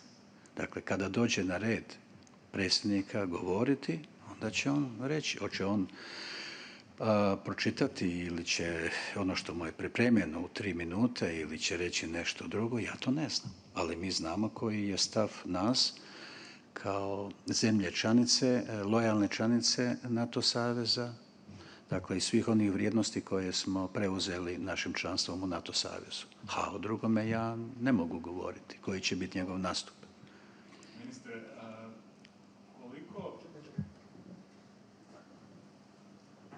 Ministre, iako se ovdje većina zemalja koje su došle i u završnoj deklaraciji, pogotovo glavni tajnik, šalju poruke jedinstva, sklada, dakle da nema problema u Savezu, ipak je Donald Trump, nema sad dugo da je održao jedan zajednički susret s predsjednikom Erdoganom i od njega smo ponovno mogli čuti poruke kako smatra da SAD treba kontrolirati Grenland, kako ponovno je tu bila kritika prema ostatku NATO saveza, odnosno prema europskim zemljama članicama. Dakle, koliko vas brine nestabilnost koja stalno dolazi od predsjednika Trumpa bez obzira na sve vrste dogovora? Pa ne brine nas jer smo mi naučili već na jedan način ili stil kako predsjednik Trump to govori. Bilo je to i u ranijim mjesecima i tako dalje. Vidite, i kada ne bi bilo sklada negdje, mi apsolutno trebamo njegovati tendenciju prema stvaranju sklada. Jer, čujte, drugačije nemate alternativu za jedan savez čiji su ciljevi jedinstvo, solidarnost, kolektivna obrana i zajedničko odvraćanje od prijetnji. Tako da tu samo mogu ja sad, čini mi se po ovome kako smo i pripremili ovaj NATO summit i deklaraciju i općenito sve dokumente koji se činjavaju ovaj summit, mislim da možemo reći da sam optimističan i da možemo reći u odnosu na ranije godine da će ovaj summit biti jako dobar i da će polučiti dobre rezultate i da će pokazati upravo to transatlantsko jedinstvo i zajedništvo. Hvala.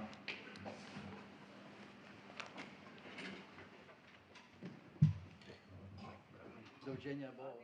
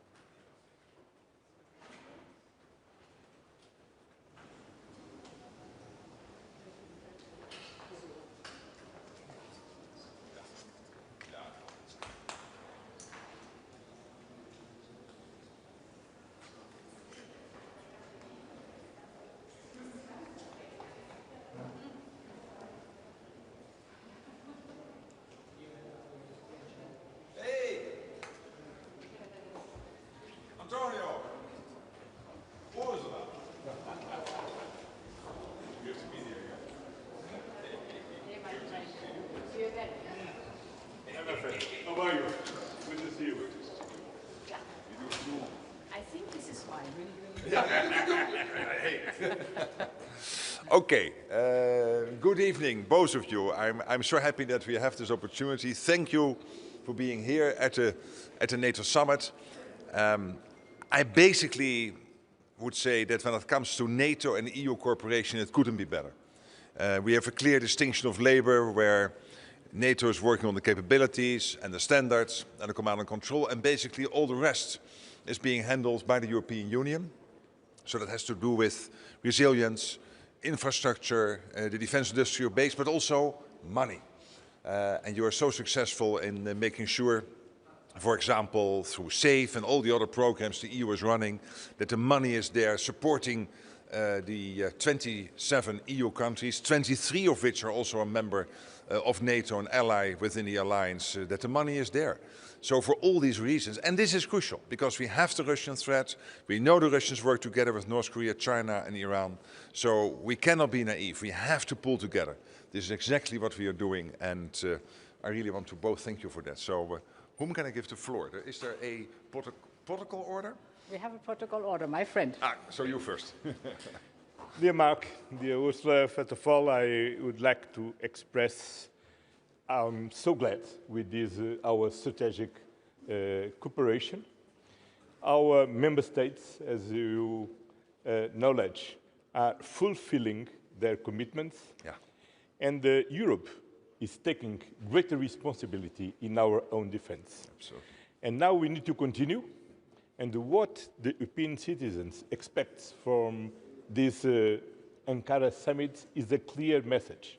Then we can continue to rely on NATO for their own defense and also for our deterrence, based on the very strong transatlantic relationship. Then my best wishes for this summit and for a clear outcome. Thank you so much. And also from my side, my dear friend Mark, thank you very much for this meeting here in Ankara. Indeed, a strong Europe is a strong NATO. And we are determined to fill the gaps that we see in the defense posture. And for that, we have mobilized 800 billion euros up to 2030 that have to be invested to have a strong defense industrial base. Not only do we want a strong defense industrial base, but also we want more joint venture with Ukraine, because they are highly innovative and battlefield experience. And of course, we want more joint procurement within the European Union, because this means interoperability. So many topics to discuss with you. Thank you very much for inviting us. Thank you so much. So thank you. Let's start. Bye-bye.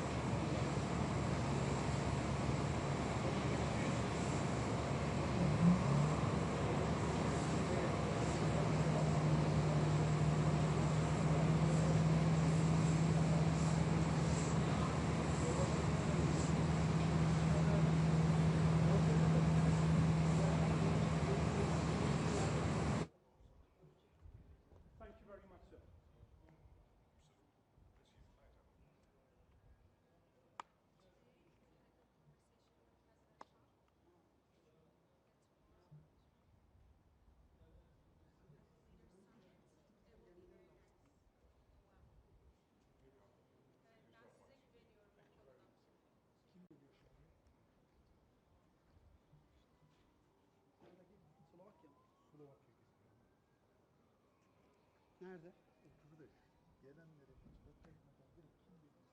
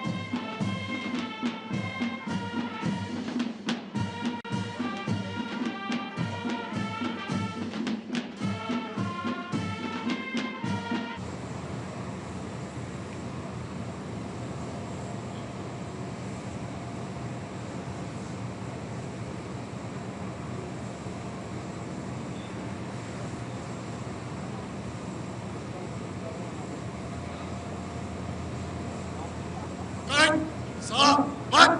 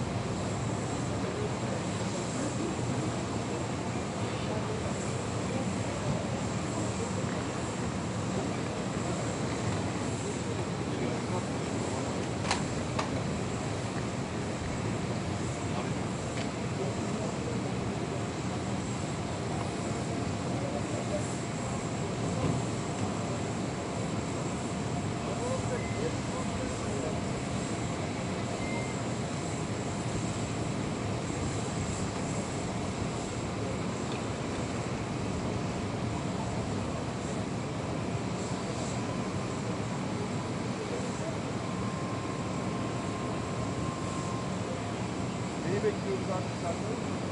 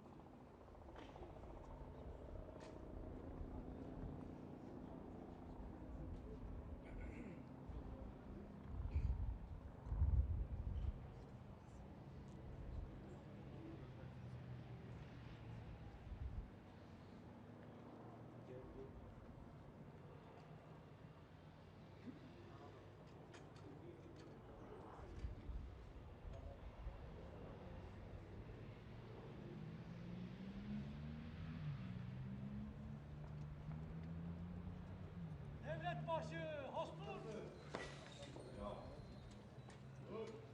Haydi ya Allah.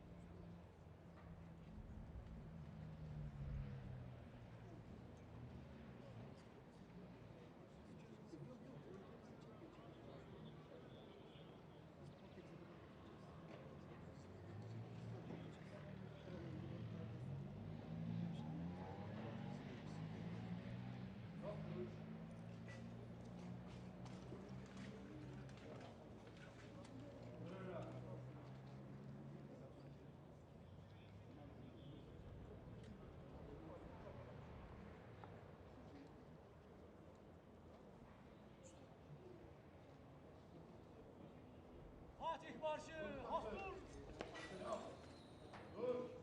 Haydi ya Allah.